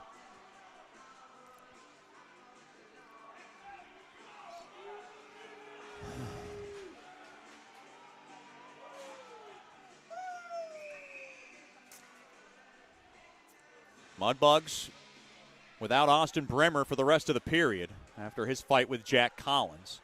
Now thrown to the point. Colson to the near side. Mudbugs on their fifth power play of the night. To the near corner now. Procopio around to the far corner. Played back to the right point. Dorfman waits, skates in. Oh, he missed the pass over to Colson. Colson now will just kind of collar it into the near corner. Intercepted there by Murray. They can't clear. Sherino skates in through the slot. Throws it toward the net. Blocked. And it's banked off the near side boards. And Emerson able to clear it. Now off to the near side. Mack able to mail it in. Oh, takes a weird bounce, and Joey Trezera cannot clear it. And now Joe Mack trying to twist it in, taken away there by Emerson. And Emerson able to dump it down the length of the ice. 1 minute left on this power play. Fifth of the night. Brought to you by AEP Swepco. The Mudbugs 3, the Lone Star Brahmas 2 in a legendary battle between the two. Intercepted there by Brady Smith as he's able to scale it all the way down. Mudbugs a little scattered right now on this power play. They'll bring it up the ice now. Up ahead to the near side there to Weber. 40 seconds left on this man advantage. An errant pass broken up into the far corner. Knocked down there by Fetchko. Fetchko trying to grab it. Trying to kick it around off the walls. This is great work from Lone Star. Squeezed out there by Dylan Smith. They got numbers. Back the other way. Here comes Tritt. Comes around. Turn around. Thrown. Redirected toward the net. Save made there by Sergeyev. Oh, my. There was an pinball effect as Tritt threw it in front. Smith was there. It hit off the skate. And a very alert left pad stop made there by Sergeyev keeps the Mudbugs in front with 15 seconds left on the power play for the Bugs.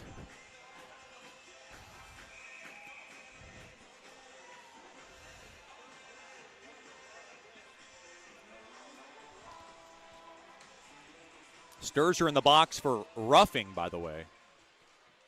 Wow. Thought it was boarding, but nonetheless, it doesn't matter. Face-off one there by Shreveport. Off the far side, up ahead there to Sherino. He gains the blue line. Oh, and the Mudbugs came in off sides. Coach Rich is anguished.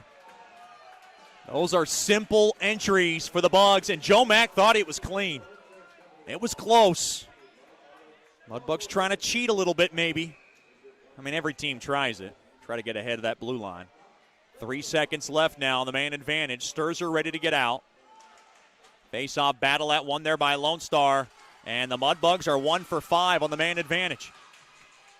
They hold the zone, though, along the far half wall. Hard hit now to the left point. Brazil thrown toward the net. Block. Brazil takes his own rebound, throws it in front. Played back out to center. Heidi now will take a U-turn back to the near side. Up ahead there to Sedlacek. Dropped off too far there for Vermaelen, and it's covered up there by Burke. With 1:38 remaining And we're only in the second, folks. Shreveport 3, Lone Star 2. And just another classic contest between these two rivals. With so much at stake, the Mudbugs win. They got a 7-point lead. Lone Star, if they are able to come back and win this game, the Mudbugs lead is only 3. Face-off won there by Lone Star. It's a good draw win there by DeCarlo. Kicked around now by Hedden along to the far corner. Played back out. Now, brother, that was Fetchko. Now mishandled there by Nemo. Into the near corner. Kind of gets pinned into the corner now from the high slot. Digby throws it toward the net. It gets the glass. Flag down there by Purcell. Now Nemo throws it in front. Shoulder save made there by Sergeyev. Now from the top of the far circle. Thrown across. Quick backdoor. What a left pad stop made there by Sergeyev. He rocked Digby at the near circle. Just a spectacular save made there by Sergeyev in the reigning minutes of the second. Now into the far corner. Bilkey back into his own end. Along to the near corner. Played back up ahead there to DeCarlo. Now back to Digby. Digby will take a couple of steps back. 45 seconds left in the second. Off the stick of Baez. Into the far corner. Hard hitting going on. Chop that. Puck now played back out to center. Errant pass there for Lone Star. Brady Smith's got to go fetch it down. One last chance here for the Brahmas in this period. Maybe off the stick, mishandled there by Konovalov. Mudbugs can take off with it now. Here comes Gato. Thrown in front, intercepted there by Palmer. Taken away there by Gato. Metcalf comes around now. 15 seconds left. Back the other way. Just puck dubbed back out to center there by Konovalov. Now taken back into the Mudbug zone. One last chance. Mudbugs don't want to do anything stupid. Over to Metcalf. Dropped off there for Joe Mack. Joe Mack will just jolt it in to the Brahma zone, and that'll do it for the period. What a period from both teams. Shots 21-19 in favor of Lone Star. Shreveport clinging to a 1-goal lead, just like they did after the first period. David Brazil's goal, his 5th of the year, is the difference in this game so far. Your score after 2 periods of play. It's the Mudbugs 3, the Brahmas 2. This is Shreveport Mudbugs hockey. Planning for life and its unexpected events are more important now than ever. Generational Financial Advisors provides accounting, tax services, and financial advice for every stage in life. Janice Watt wants to connect with you to build a relationship and earn your trust. GFA will listen to your goals and objectives and develop a plan to achieve them. Call them at 318-219-4188 or log on to gfapartners.com and set up a free consultation. The GFA offices are located at 8518 Line Avenue, Suite 103. GFA welcomes the opportunity to assist you, either as a small business owner or individual, with all services from accounting to investment planning. Congratulations to our Shreveport Mudbugs on this 2021 season. They have overcome the odds of a pandemic to keep hockey alive in Shreveport-Bossier. Securities and investment advisor services offered through Royal Alliance Associates Incorporated. Member FINRA SIPC. Generational Financial Advisors is not affiliated with Royal Alliance Associates, Inc. or registered as a broker-dealer or investment advisor.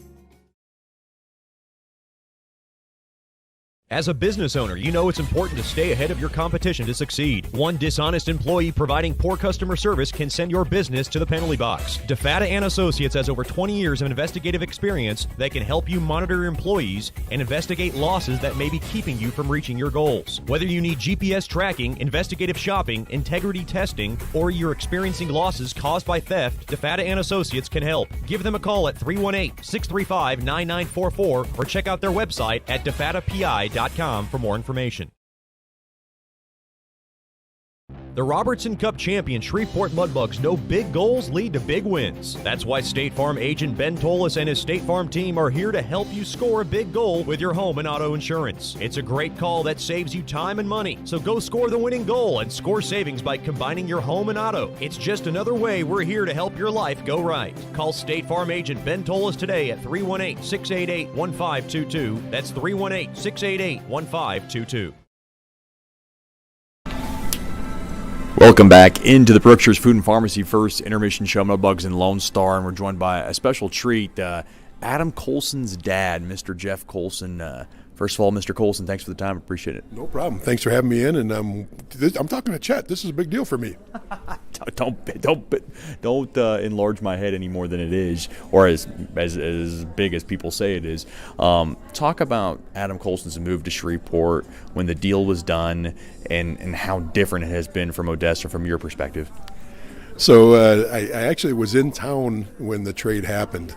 In fact, we just played Shreveport, and the Shreveport went on the road up to Amarillo, and it was a home and home against a different team the next night. And Adam was already getting dressed for the game and was called in and told he was traded. So I was in town, happened to be there, so I could help him pack up and get on the road. Abrupt, but the one thing that's great about the North American Hockey League, if you're a last-year player and a team's not doing so well, a lot of the coaches will help accommodate the older players and the veterans to try to get them in a good spot. So couldn't be happier. Shreveport's been very welcoming for him. It's nice to see him when the role he's playing and how things are going, and it's just been wonderful. So far, knock on wood, it's been a great experience. So we packed him up in the car. He headed up to you guys up here in Amarillo, caught up with the team at 3 a.m. in exactly the same hotel where you and I are sitting right now. And I actually drove all the way to Shreveport and dropped his stuff off. And went a different direction. So he stayed with the team, and I got his stuff in a town. So it worked out real well. Yeah, so far it was so good. Talk about his upbringing, because you've talked about your hockey playing days. I know his sister plays hockey. Your grandfather played a historical day of hockey. Kind of talk about the upbringing in a nutshell. Well, you already know the story because I sent you some information on this. Adam's great-great-grandfather was one of the first pro hockey coaches when the first pro league in North America, the first pro league ever, it was the International Hockey League, started out in Houghton, Michigan, and our family roots are from Houghton, and both players and coaches and general managers came from our family, and so Adam's roots are deep on that. I played too, but I don't have the resume that some of the other people in my family have.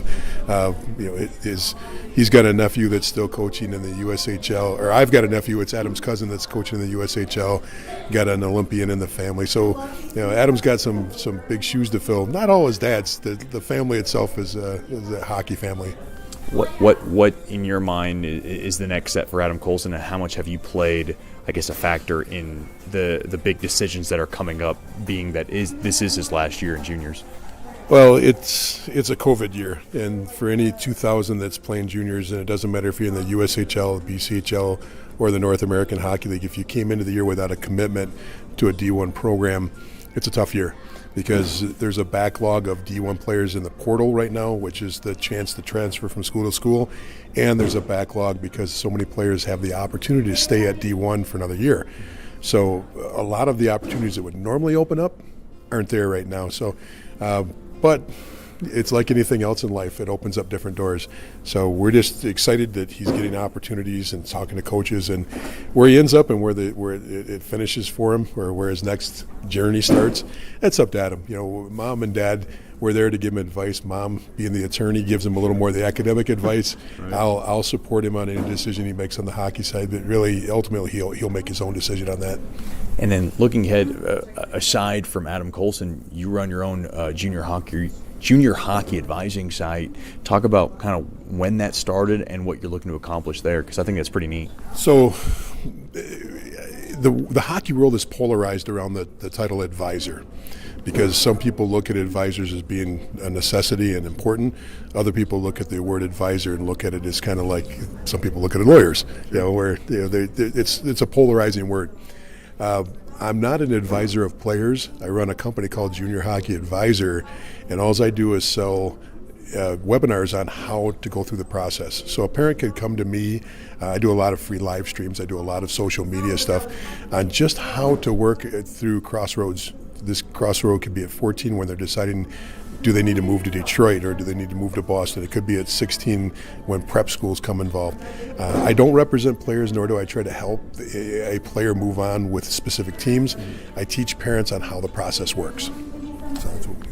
And you started that, forgive me if I'm mistaken, during the COVID era, and you've gained quite a bit of traction. It's been crazy. The pandemic, for all of the negatives for an online business and for an online social media presence, has been fantastic.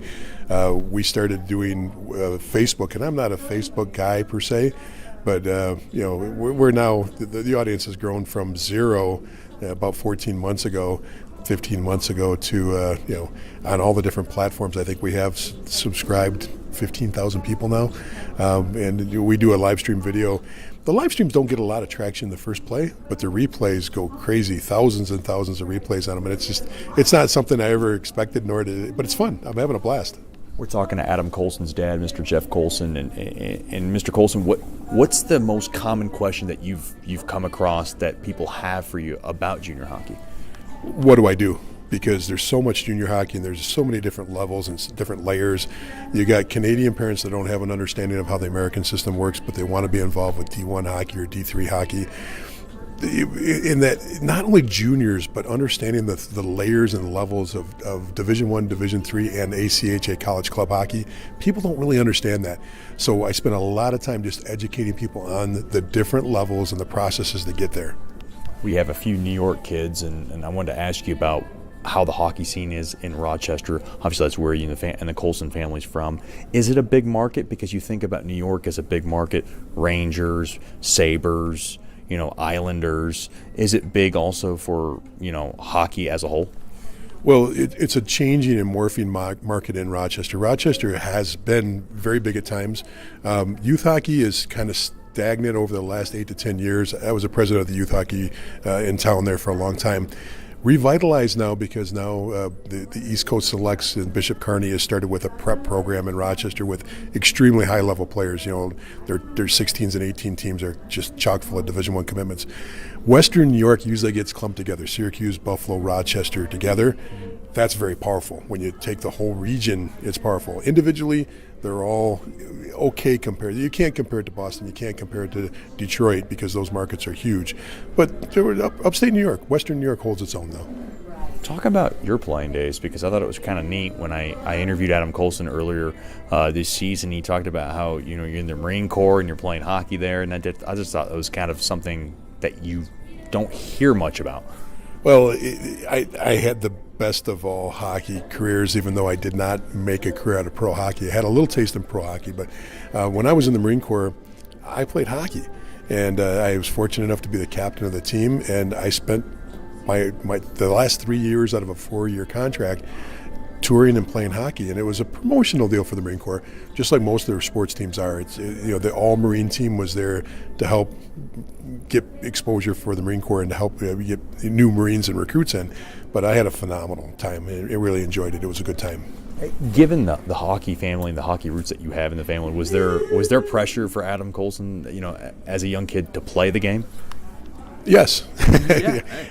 Thanksgiving, if you go to a Thanksgiving dinner in our family, first of all, Thanksgiving never happens like a traditional Thanksgiving with other people, because everybody's got, when I was younger and all the way through when Adam was younger, everybody's going somewhere for hockey. But we always did get together with the extended family somewhere around the holidays.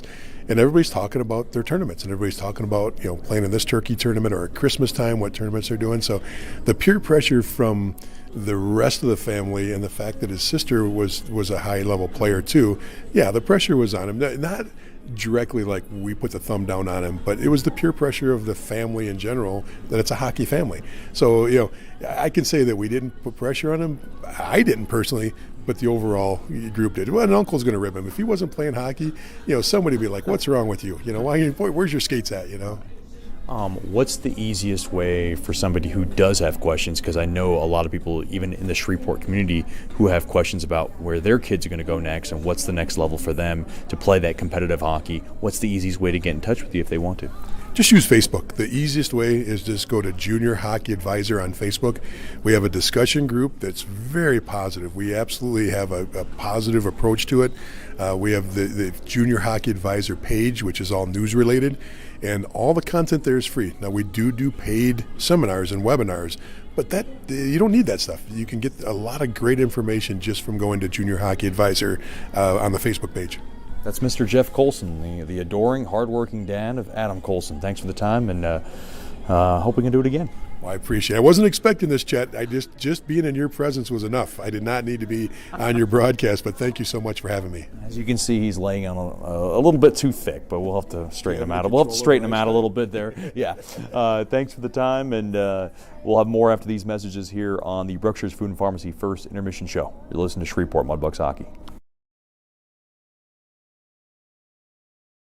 Planning for life and its unexpected events are more important now than ever. Generational Financial Advisors provides accounting, tax services, and financial advice for every stage in life. Janice Watt wants to connect with you to build a relationship and earn your trust. GFA will listen to your goals and objectives and develop a plan to achieve them. Call them at 318-219-4188 or log on to gfapartners.com and set up a free consultation. The GFA offices are located at 8518 Line Avenue, Suite 103. GFA welcomes the opportunity to assist you, either as a small business owner or individual, with all services from accounting to investment planning. Congratulations to our Shreveport Mudbugs on this 2021 season. They have overcome the odds of a pandemic to keep hockey alive in Shreveport Bossier. Securities and investment advisor services offered through Royal Alliance Associates Incorporated. Member FINRA SIPC. Generational Financial Advisors is not affiliated with Royal Alliance Associates Inc. or registered as a broker dealer or investment advisor.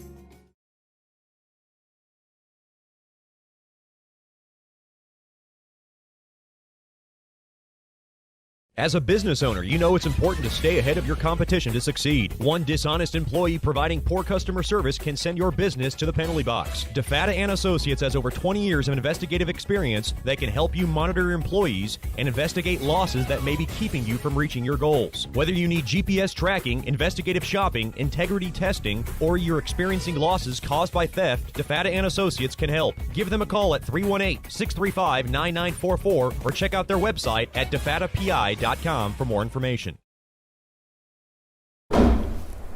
Welcome back into the Sonic Drive-In Second Intermission Show. This is How We Sonic, joined by a special guest, corporate partner, Mr. Stan Stava from SS Advertising, who's involved with UAPI, bedroom sleep shops, Snyder floor covering, Jimco portable buildings, and commercial power equipment.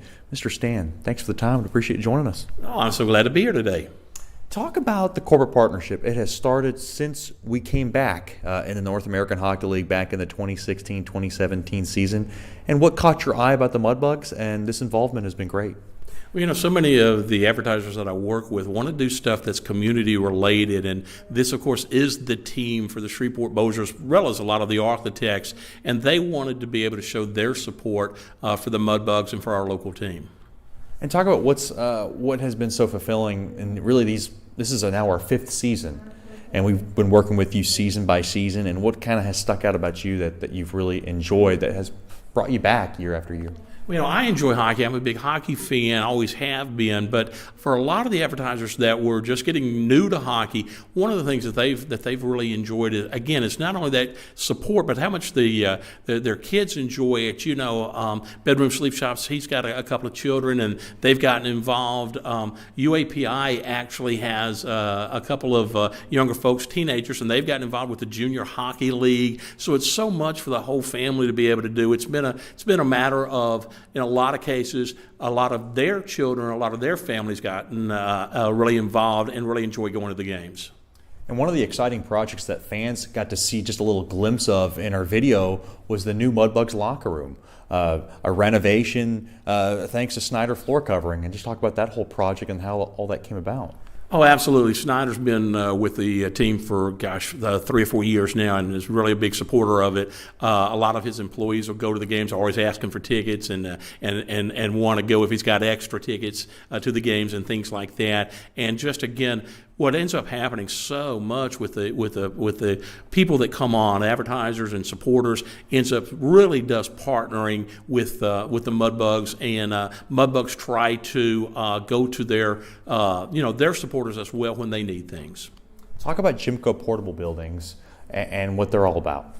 Yeah, Jimco is really into the Mudbugs as well. He's got a young son and daughter, about I think their ages around 10 and 12. They are into the hockey. He really likes, again, to support the team. They, of course, in this area are one of the only places that actually locally owned here actually build their own buildings. Most of the time you have to order them out of Minnesota or all the stuff from Minnesota or Oklahoma. He actually has a warehouse right here up near North Market, or right off of North Market, in North Shreveport, and is one of the only manufacturers of them right here in the area.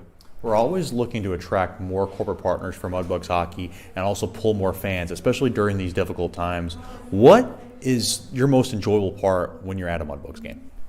You know, I think I'm a little bit different than everybody else in the sense that I'm a huge hockey fan, have been since I was a kid. I can remember watching them long ago on CBS on Sunday afternoons.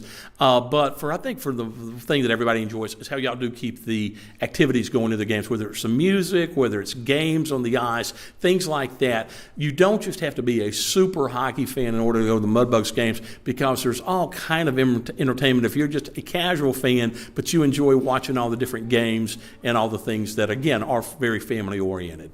And what is the best way for someone to get a hold of you? The best way to get a hold of me is it's just advertising, but the number 773-6758. Again, that's 773-6758, or stan.stava, S-T-A-V-A, at gmail.com.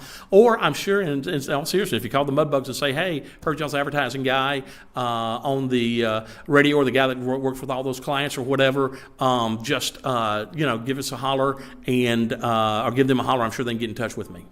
That's Mr. Stan Stava, one of our proud corporate partners of Mudbugs Hockey. Thank you for everything you do.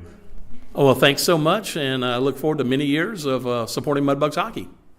That'll do it. We'll have more after these messages here on the second intermission show, brought to you by Sonic Drive-In. This is how we Sonic. You're listening to Shreveport Mudbugs Hockey.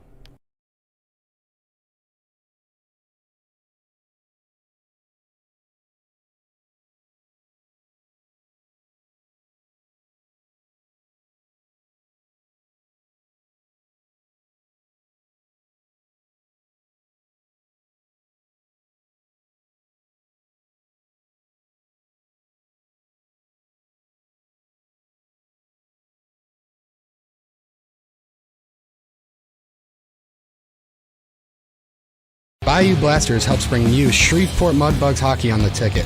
Hey, this is Jay Fuel letting you know Bayou Blasters offers the best dry ice blasting in all of Shreveport.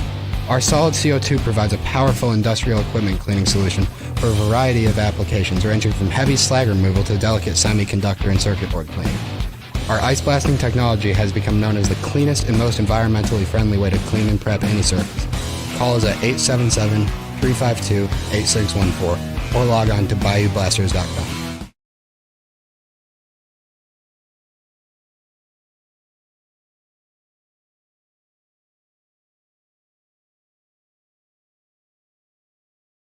Sterling Dental Center is a proud partner of the Shreveport Mudbugs. I'm Dr. Emil Janu, and my experienced staff and I will handle all your dental needs, from routine cleanings, x-rays, cavities, toothaches, and more, with the best and safest treatment out there. We are a family here at Sterling Dental Center, and we treat our patients like family. We welcome many forms of insurance. Come get your next dental appointment at Sterling Dental Center in Shreveport by calling 318-688-1040 or logging on to sterlingdentalshreveport.com. Welcome back in to the Nytex Sports Centre. A legendary battle between the Brahmas and the Mudbugs. Third period now coming up. It's brought to you by Sterling Dental Center. My good friend Dr. Emil Janu, his awesome staff, has your next dental checkup covered. Call 318-680-1040 or log on to sterlingdentalshreveport.com. Be sure to get your tickets for the next homestand, May 7th and 8th. May 7th will be fair-themed. May 8th will be Wizard Night. Come out to George's Pond by giving us a call at 318-636-7094 or logging on to mudbugshockey.com. If you want a birthday party at George's Pond, you can do that with private ice skating sessions and a private party room. To schedule that birthday party, email Grace at mudbugshockey.com. Or give us a call at 318-636-7094. It slipped. It slipped and fell. Okay.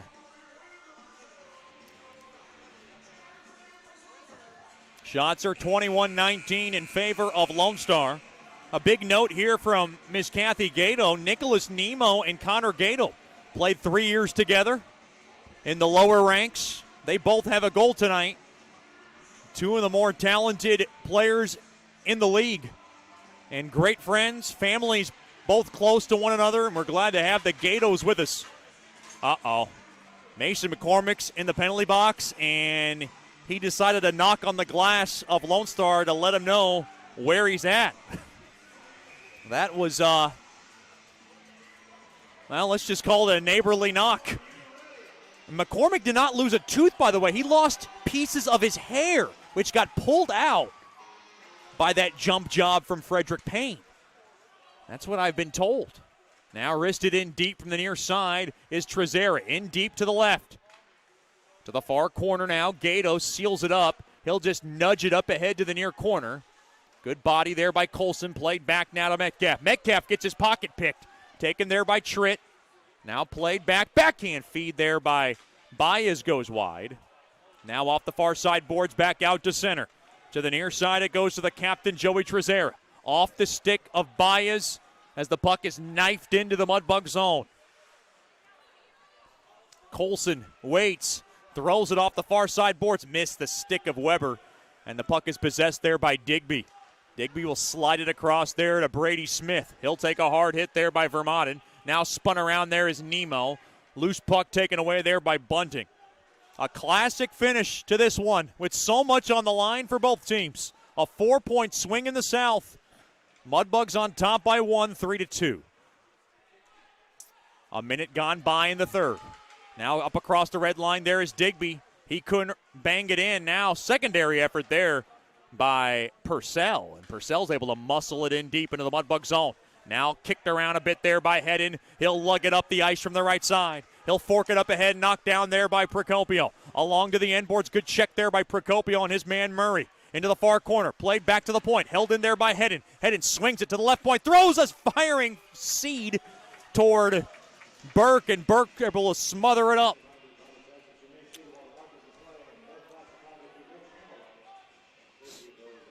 .136 gone by here in the third period.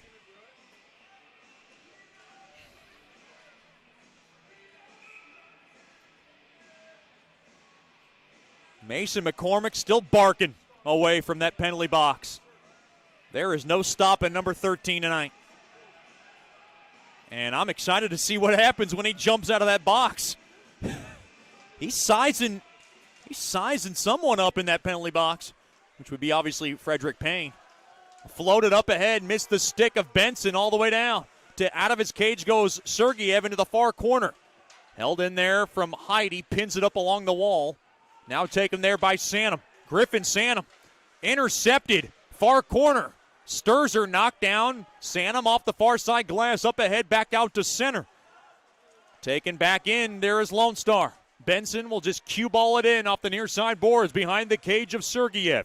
Heidi to the near side there to Brazil.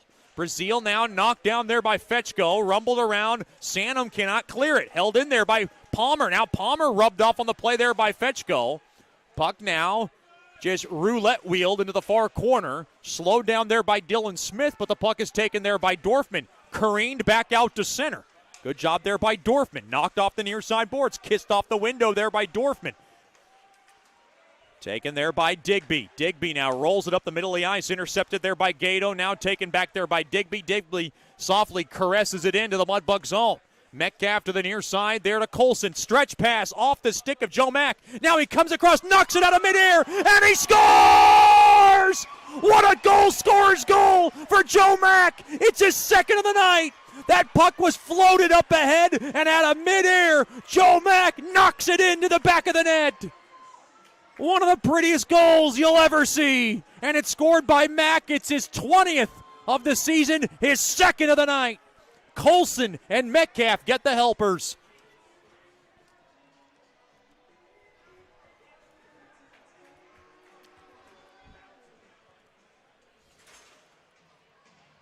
Joe Mack's got 20 goals on the year.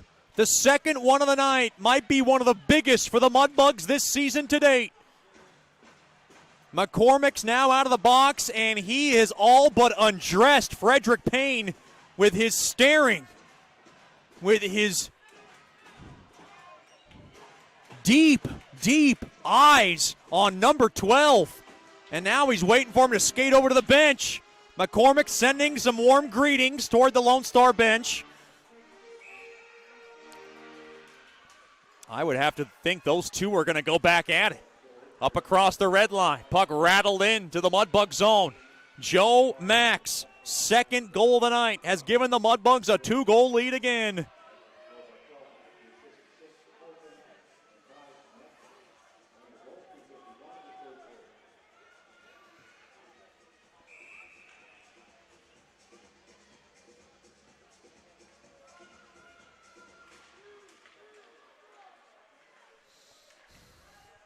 Face-off won there by Shreveport. Far from over, but the Mudbugs have a 2-goal lead again for the third time tonight. As the puck now rammed in there by Joe Mack. Along to the far corner. Gato tries to hold it. Back to Mack. Joe Mack now from the far corner. Will just kind of strike it in along to the near corner. Steele trying to work it off the walls. Puck now lodged back out to center. Colson touched it with a high stick, and we'll get a whistle.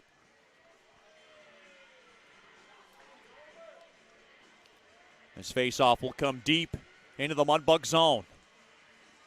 Boy, an unbelievable goal as Colson just floated it out of midair, and Joe Mack raced toward it and knocked it out of the air and into the back of the net. That's one of those goal scorers, heady type of goals. Quite greasy, if you ask me as well, and it beats Burke. From the left point, quick shot, whistle just wide. Oh no, it bounces toward the net. Down goes Sergeyev, and Bunting able to bank it off the far side boards back out to center. Taken back in. DeCarlo lifts it up ahead to Nemo, looking for his second of the game. Chest save made there by Sergeyev. Boy, a freakish bounce almost cost Sergeyev and the Bugs. Off the far side boards, it's headed. He'll hammer it back into the Brahmas zone. 4 minutes gone by in the third. Mudbugs 4, Brahmas 2. Up across to the far circle, mishandled there by Hedden. Might have had a little too much steam. Weber throws one toward the net. Stick save. Rebound chance. Save made. Wraparound chance. The net comes off its mooring and a whistle is blown. Boy, I thought they blew that whistle a little bit late after that net got dislodged. Mudbugs now out shooting Lone Star in this game, 23-22. And they have, like I said, for the third time this evening, a 2-goal lead.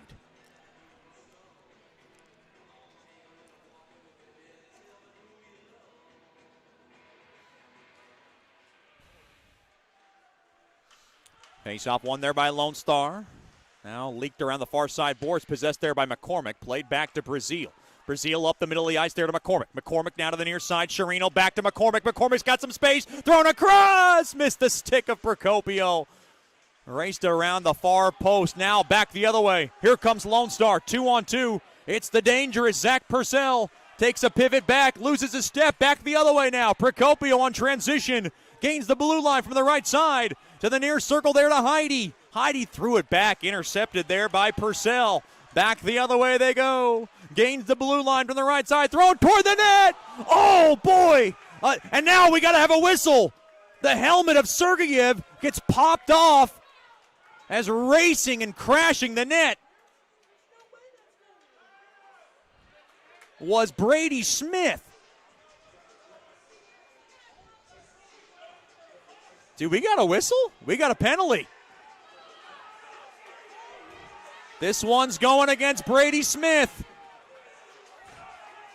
He made contact on Sergeyev, and they're calling it heinous contact. Worthy of a call. Andrew Bell right on it.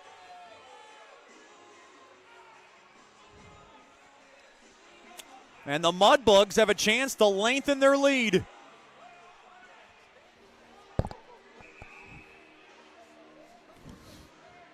Get the call in just a second. Mudbugs trying to split this 2-game series. Face-off won there by Shreveport. Out of the near half wall, Dorfman has it from the right point. Rattled in, quick shot, blocked. Taken away, and the puck is skittered down the length of the ice there by Dylan Smith. All the way down. Mudbugs on the power play. 5:15 gone by. Brady Smith in the box for charging. Wow. He went right into Sergeyev. From our vantage point, not a bad call. Colson from the point. Now to the right point it goes. On over to Dorfman. Dorfman thrown across. Quick shot. Glove save made there by Burke as he robbed Joe Mack of the hat trick. Just an outstanding stop by Burke to keep Lone Star close. Oh, Joe Mack, oh so close for his second hat trick of the year.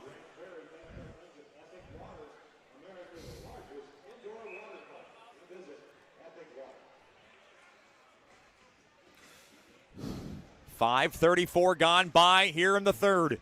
1:21 left on the Mudbugs power play. Battle at one there by Shreveport. Played to the left point there by Metcalf. Now wheeled off the far side boards, and Metcalf held the zone. Gato behind the cage there. Thrown in front. Gato across. Quick shot. Oh, what a save made there by Burke. He robbed Fetchko from the short side. A sprawling glove save made there by Burke. And he keeps Lone Star within two again. My goodness, a couple of big saves in this period. Sixth power play of the night for Shreveport. Gato just twists it in along the near side. Mudbugs trying to further their lead. To the point, Metcalf thrown toward the net, blocked. Now kicked around now tackled down. Emerson on top of the back of Metcalf.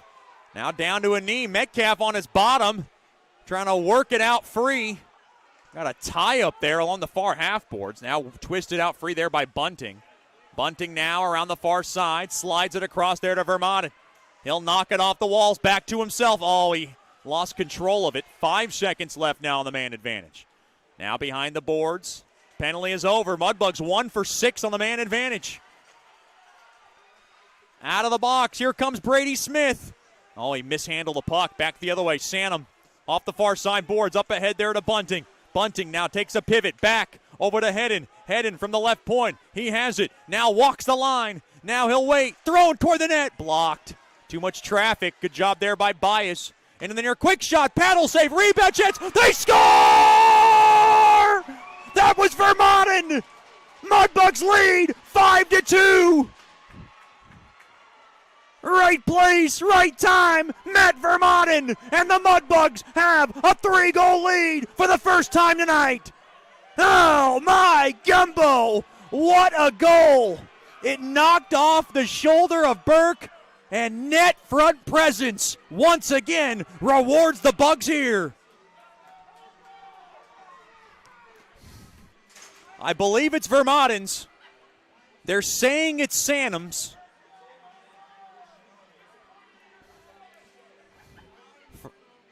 For now, we'll give it to Vermont.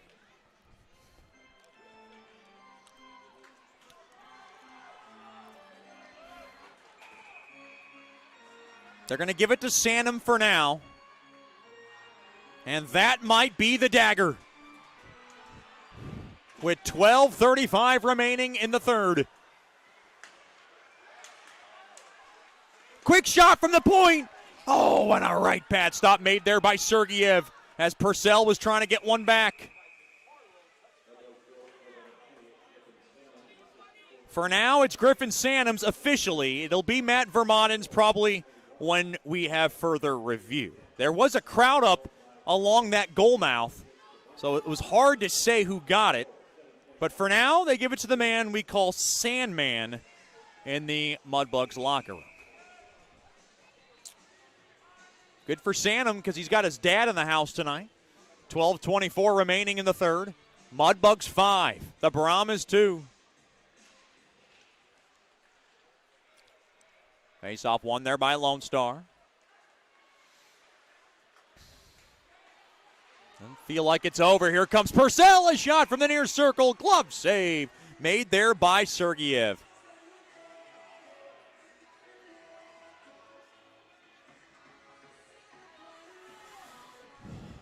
A big hello to the Brazils, tuning tonight from Granville, Michigan.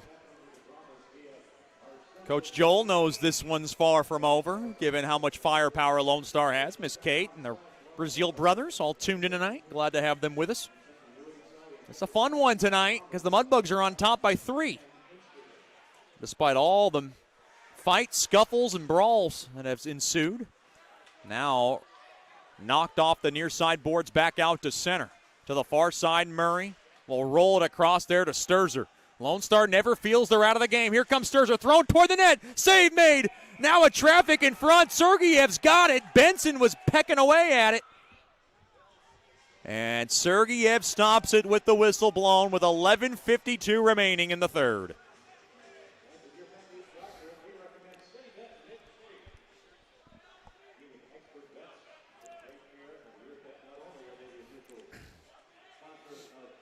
One of those nerdy, greasy, geeky goals, as they call it in the hockey world, from Griffin Santom officially. It's his 7th of the year. I thought Vermaelen might have touched it. There was obviously a lot of traffic in front. Now into the far corner. Into the far side, Sherino scoots it into the Lone Star zone. Now Bilkey able to bomb it back into the Mudbug zone. Mudbugs cannot be on their heels right now to the near corner. Lone Star knows how to score in a hurry. Played back out to center. Played back now to the far side. Twisted around as Payne. McCormick wants a piece of him. You know he does. Hard hit there by Metcalf as he gets the back of Payne. Now along to the near side. Murray mails it back into the Mudbug zone. Brimmer back on the ice for the Bucks. Taken there by Emerson. Lugged back in. Emerson comes around. Quick shot. Stick save made there by Sergeyev. Played back out to center. 9 minutes gone by in the third. Shreveport 5. Lone Star 2. Here comes McDonald back into the Mudbug zone. Near corner shot blocked there by Colson and Dorfman. Played back there by Fetchko. Flips back out to center. Played there by Dorfman. Up ahead there to Brimmer. Blocker save made there by Burke. With a shot toward the net. Head in. Just splinters a pass back to Brimmer, who takes a hip check there by Emerson. Now dropped up ahead there to Dorfman. Played back out to center to the near side there to Gockler. Gockler will just whistle it in to the Brahmas zone. Mudbugs trying to hold off a late surge from Lone Star. The Bugs up 5-2. Baez just advances it into the near corner. Bunting takes a hard check to the right of Sergeyev. Behind the cage now to the far corner. Chopped at there by Baez. Flagged down there by Gockler. Taken away, thrown toward the net. It rattled around. Nobody knows where it is. Save made there by Sergeyev. Through a bevy of humanity. Baez threw one toward the net, and Baez is exhausted as he cannot figure out the Russian netminder that is Sergeyev. Another outstanding alert save made there by Arseny Sergeyev.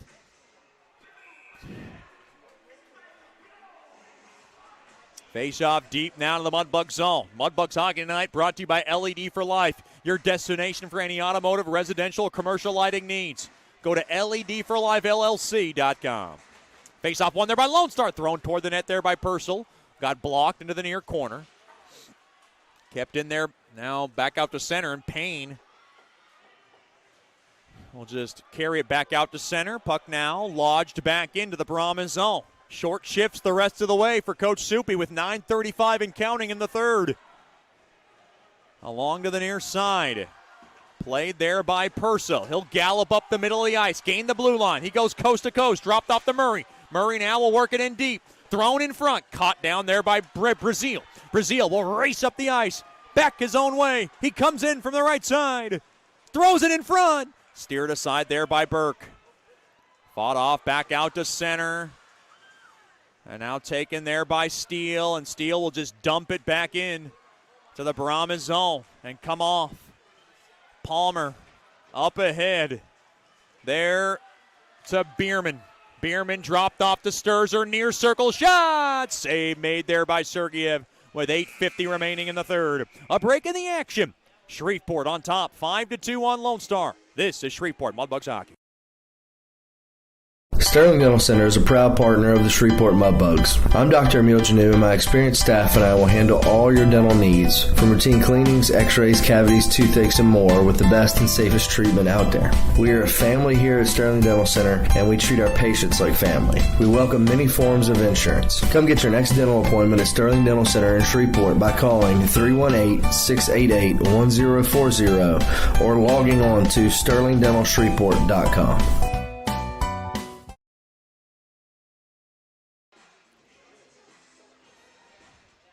Welcome back into the Nytex Sports Centre. The Mudbugs have turned in one of the more grittier efforts on the road. And they seem like they have this game in hand, but as you know, in this barn, anything can happen. And Lone Star's got the guns with 8:50 left in the third. This has been a good old-fashioned boxing fight, literally and figuratively. Both teams have doled out blows. Both teams have been able to withstand punches. And with 8:50 left in the third, it's the Bugs out on top, 5-2. A big hello to the McCormick family tuning tonight from Verona, Wisconsin. They know what number 13 is all about. And I can't even begin to describe what he has been, what he has meant to this season's success. He has been one of the more grinding forwards on this Mudbugs team. A guy that has faced many challenges, dismissed from multiple teams. He found a place in Shreveport, and Coach Soupy, Coach Rich, they all believed in him just as much as his teammates have.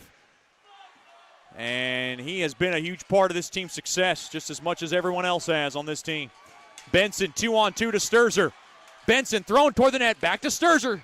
Shot goes wide, now to the far corner it goes. Benson going to grab the loose biscuit. He gets tripped up along the far corner. Mudbugs might have caught a huge break there. Colson dropped off there to steal. Off the stick of Brimmer. He'll slide it back into the Brahmas zone. Now off the heel of Brimmer, off the far side, Dorfman will drill it back to Colson. Colson off the heel of Fetchko. And Emerson will push it back to his blue line. Brady Smith, who had the goal last night, was the game winner. Knocked down by a high stick there by Smith. Played there by McDonald. It ricochets around, hit the side of the net, and now the net gets pushed off its mooring. Pushing and shoving. That's Hedden tied up there with McDonald. That's a Merrimack commit in McDonald and an Air Force commit in Hedden, who are starting to bark away at each other. Chris Hedden, more about the finesse and skill. Got tied up with a fisticuff that we're not used to seeing him in. Someone's got to grab that water bottle behind Sergeyev. They got all kinds of things behind Sergeyev. Sergeyev is like, I need some help. And he's getting some help now from the officials.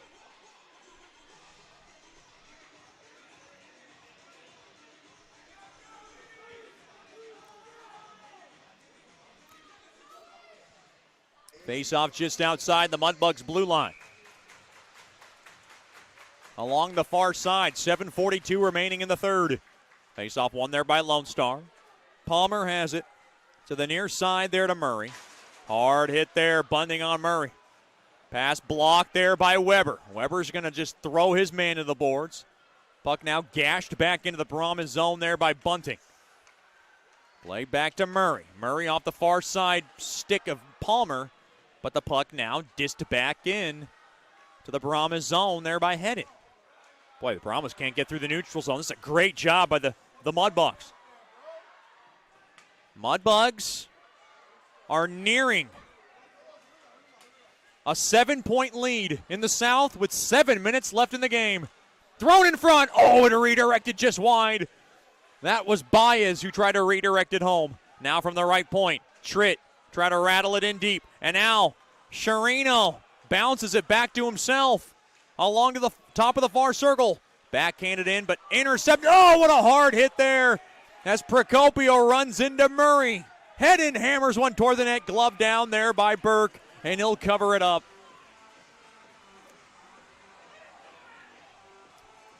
6:36 remaining here in the third. Pushing and shoving now into the far corner between McCormick and Payne. McCormick wants a cleaner round this time as he felt he got jumped from Payne, and they're going to still go at it. Few words for one another.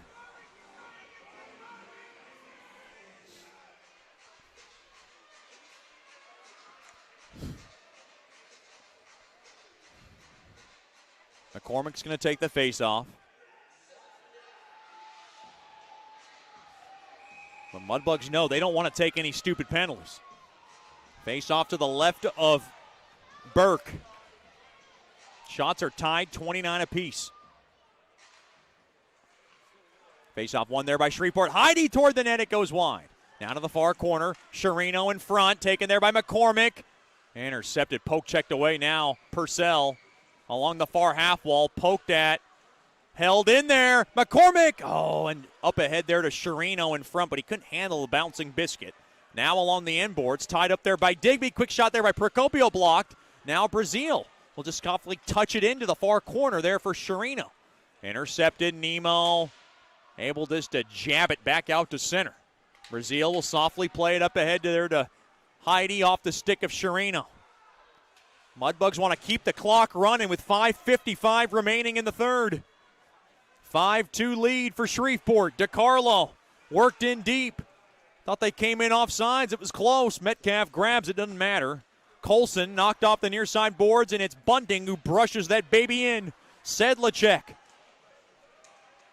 from Staten Island, New York, into the far corner. Sanum throws a shot just wide. Good tie up there. Oh, boy, he threw his man down atop Digby, and now Digby's shaken up. Lone Star looking for a call. They're letting him play in the final minutes of the third. Into the near corner. Benson works it into the right of Sergeyev. Loose puck. Steele gets kind of beaten out of that battle there by Nemo. Nemo has it. Nemo now. Thrown behind the cage there for Benson. 5 minutes left in regulation. Thrown in front. Quick shot. Point blank save. Made there by Sergeyev. He robs Nemo in front. Arseny Sergeyev once again has been spectacular tonight as he's trying to pick up his third win in this barn, which would move him in to a 3-0 record inside the shoebox. Fetchko up ahead there to Brimmer. To Joe Mack, fired toward the net. It gets wide, gets the glass to the point. Gockler, a ripper, save made there by Burke. Into the far corner. Shots tied at 30. Gockler again, tipped in front. Nobody knows where it is. Taken away, and the puck is swept out of trouble there by McDonald. Played back out to center. Coach Soupy telling his guys, keep the clock going. Fetchko up ahead to the middle of the ice there to Hedden. Knocked off the puck there was Vermanen. Baez trying to drop it off there to McDonald. Stolen away there by Fetchko. Fetchko will take a pirouette into the far corner. Thrown back up top to Heidi. Heidi does a dance move. Near corner. Skates in. Quick wrister. Right pad stop made there by Burke. And now roughed up into the cage. Burke is leveled between the pipes. With 3:46 remaining here in the third.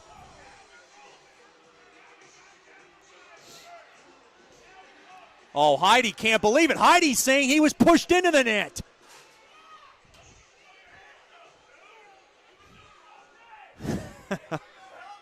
Heidi mystified, and he does have a legitimate argument there. Interference on Heidi. Coach Soupy's got a timeout if he elects to use one to maybe keep his head or keep the team's head in the game here. Lone Star with their last chance to dance in this game. Shreveport 5, Lone Star 2. with 3:46 remaining. It seems comfortable, but as we know, things can get very uncomfortable in this barn in a hurry. Face off to the right of Sergeyev.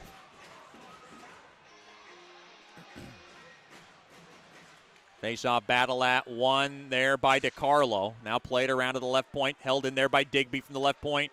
Now Owen over to Nemo to the right point, right circle. Quick shot there by Murray. Turned aside there by Sergeyev. Slapped but not out there by Brazil. Held in there by Murray to the far half wall. Nemo just checkers it in. There for DiCarlo. DiCarlo's pass broken up. Weber can run with it. And Weber's going to take it all the way back. Smart move there by Weber just to kill off some more precious seconds and spear it down the length of the ice.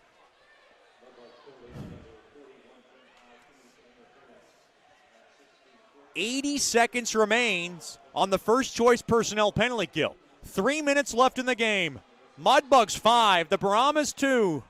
Ryan Anderson, the acting head coach, because Dan Wildfong not in the building tonight. All I've heard is he's just not the head coach tonight. I have heard nothing else. Aaron pass. And Metcalf, they're just going to seal it up. They got to wait. And Hedden will just hammer it down the length of the ice. Ryan Anderson's got to think about pulling his netminder if he's going to try to come back in this game. He starts taking a look at that clock. Graham Burke taking a look at the Lone Star bench. Baez skates in from the right side. No sign yet. Puck punched back out to center. The problem with the 6-on-4 situation is the Mudbugs can ice the puck so they can go after the empty net. That's why I've never really been a big fan of it. But when you're down by 3, you got to get some bodies in front. Played back out to center. Weber comes in toward the net. Weber, quick wrister save made there by Burke, and Burke's got to hold on to it. With 1:59 now remaining in the contest.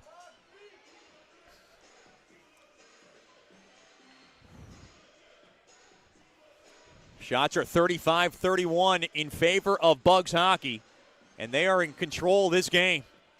5-2.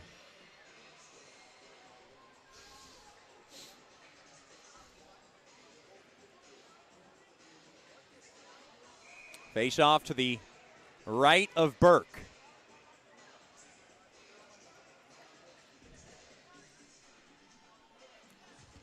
Face-off won there by Lone Star. Be sure to stick around for the Nicky's Mexican Restaurant postgame show. We'll tell you all about it. Don't drink the water. Try our margaritas today. And what a barn burner tonight. Digby rattled in. Penalty coming up to Lone Star. Hard hit. And now a pushing and shoving along the far corner. With 1:42 left in the third.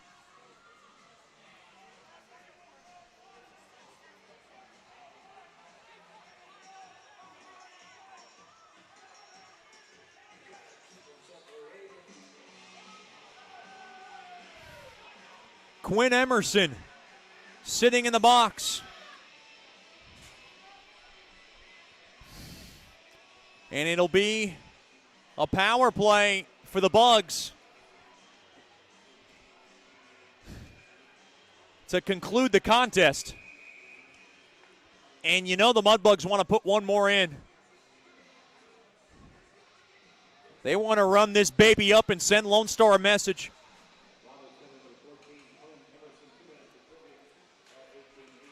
Looks like it's a tripping infraction on Emerson. Face-off one there by Lone Star.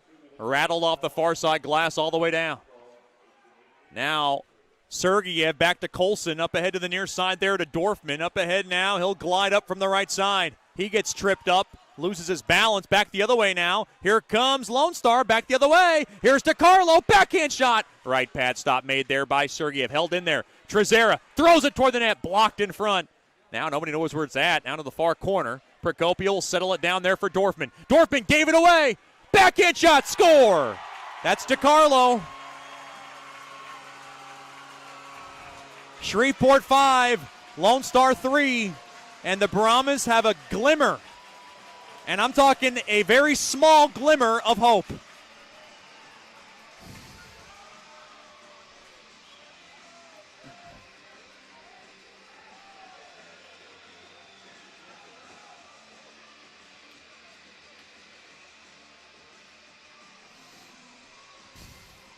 And I would think that Ryan Anderson's going to call a timeout. Mudbugs are going to be on the power play for 126. That's the whole period. 107 remains in regulation. And there is a timeout. Ryan Anderson called it. And we'll keep it right here.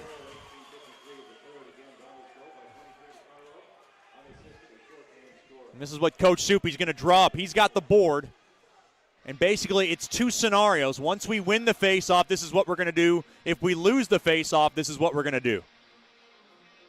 Coach Soupy telling the guys the clock is our best friend. Let's not be stupid with this. A brutal turnover from Dorfman along the near corner, and DiCarlo is able to cash in. It goes unassisted at 18:53 of the third.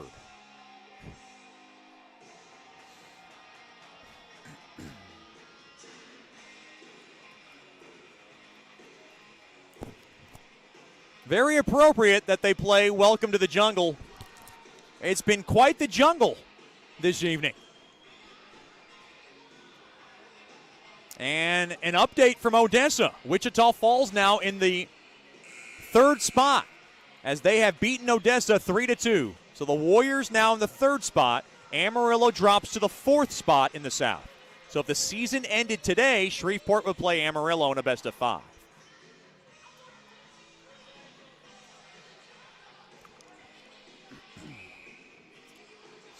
Shots are now 35-32 in favor of Shreveport.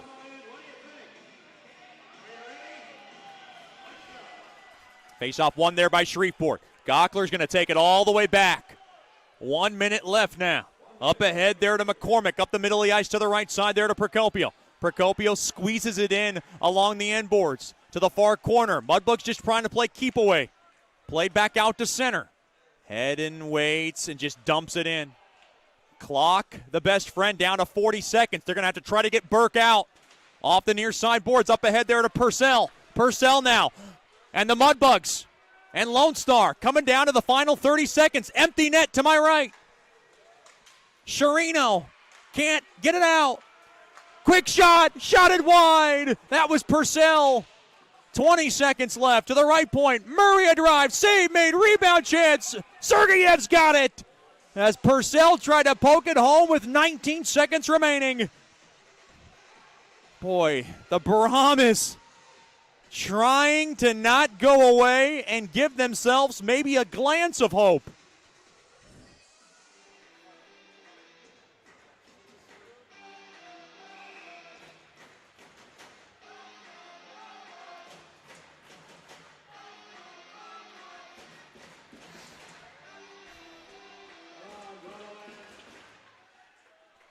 Face-off won there by Shreveport. Saddled off the far side boards all the way down. Empty net to my right. 10 seconds. Digby's going to take it all the way back. Time is going to run out for the Lone Star Brahmas. Floored all the way in. Sergeyev will just paddle it away. Mudbugs win! Mudbugs win! Mudbugs win! Claws up! Final score. The Mudbugs 5, the Brahmas 3, and the Mudbugs can clinch the South next Friday night as they host the Amarillo Bulls back at the George. Stick around for the Nicky's Mexican Restaurant postgame show. It's coming up after these messages. This is Shreveport Mudbugs High. Planning for life and its unexpected events are more important now than ever. Generational Financial Advisors provides accounting, tax services, and financial advice for every stage in life. Janice Watt wants to connect with you to build a relationship and earn your trust. GFA will listen to your goals and objectives and develop a plan to achieve them. Call them at 318-219-4188 or log on to gfapartners.com and set up a free consultation. The GFA offices are located at 8518 Line Avenue, Suite 103. GFA welcomes the opportunity to assist you, either as a small business owner or individual, with all services from accounting to investment planning. Congratulations to our Shreveport Mudbugs on this 2021 season. They have overcome the odds of a pandemic to keep hockey alive in Shreveport-Bossier. Securities and investment advisor services offered through Royal Alliance Associates Incorporated. Member FINRA SIPC. Generational Financial Advisors is not affiliated with Royal Alliance Associates, Inc. or registered as a broker-dealer or investment advisor. Welcome back into the Nytex Sports Center. Final score, Shreveport 5, Lone Star 3. It's never easy in this barn, and it feels like the Brahmas are never out of the game. But what a win for the Bugs. They really withstood a lot of punches that were thrown back their way. And at the end of the night, they felt like they were the better team, and they are on top of the South now by 7 points. So they can clinch the South's top spot and home ice throughout the playoffs with a win next Friday night. Be sure to join us. It'll be fair-themed tonight at George's Pond as the Mudbugs will take on the Amarillo Bulls. 7-11 puck drop. You can get your tickets by giving us a call during business hours at 318-636-7094 or logging on to mudbugshockey.com. Boy, this game had a lot of punches thrown, a lot of goals, and it started at 6:28 of the first when Joe Mack was able to slam home his 19th from the far side. Dorfman and Procopio were able to assist on it on the power play, and it was a 1-0 Mudbugs lead. Then at 11:03 of the first, Connor Gato off a rebound shot of Joe Mack. It was Gato who slammed home his 13th. Mack and Steele got the assists, and it was a 2-0 Mudbugs lead. And there are Mudbugs fans chanting, "Let's go Mudbugs," in the shoebox. You got to love that. At 14:28, Frederick Payne got Lone Star back in it. He scored his second on a nifty shot from the near circle. Andrew DiCarlo and Purcell got the assist, and it was 2-1 after one. Then David Brazil able to wrist home his 5th of the year. Innocent shot from the left point. Heidi and Vermaden got the assists, and the Mudbugs led 3-1. Nicholas Nemo, though, off a nifty, pretty pass from Purcell on the power play. It was Nemo nailing in his 17th at 10:49, and it was a 3-2 contest after two. Then in the third, it was all the Bugs. Joe Mack is second of the night as he scored his 20th. Colson and Metcalf got the assist, and Joe Mack's goal very pretty. Out of midair, knocked it down, beat Burke. Not much Burke can do there at 2:51 of the third. The Mudbugs led 4-2. And then Griffin Sanum, one of those greasy, geeky goals in front, just able to kind of scrape it past the goal line, past Burke. It was Sanum's 7th from Bunting and Hedden. We believe Vermaden got the goal, but for now it's Sanum's, and the Mudbugs led 5-2. And then Andrew DiCarlo would go unassisted off a tough turnover given up there by Braden Dorfman back in his own end. It was DiCarlo's 20th shorthanded at 18:53. It made it a 5-3 contest. With the win, the Mudbugs now put themselves in comfortable position, 7 points ahead of Lone Star, and they can clinch the South next Friday night at George's Pond and Hirsch Coliseum. Mudbugs improve with the win to 36-10-6, and the Lone Star Brahmas dropped to 35-16-1. Until next time, our next broadcast next Friday night, it'll be a 6:50 Landers pregame show, 7-11 with the puck drop. Big thanks to our fans, viewers, corporate partners for all tuning in tonight. Final score, once again, it's the Mudbugs 5, the Brahmas 3. Signing off from the Nytex Sports Center, I'm Chet Yoder saying have a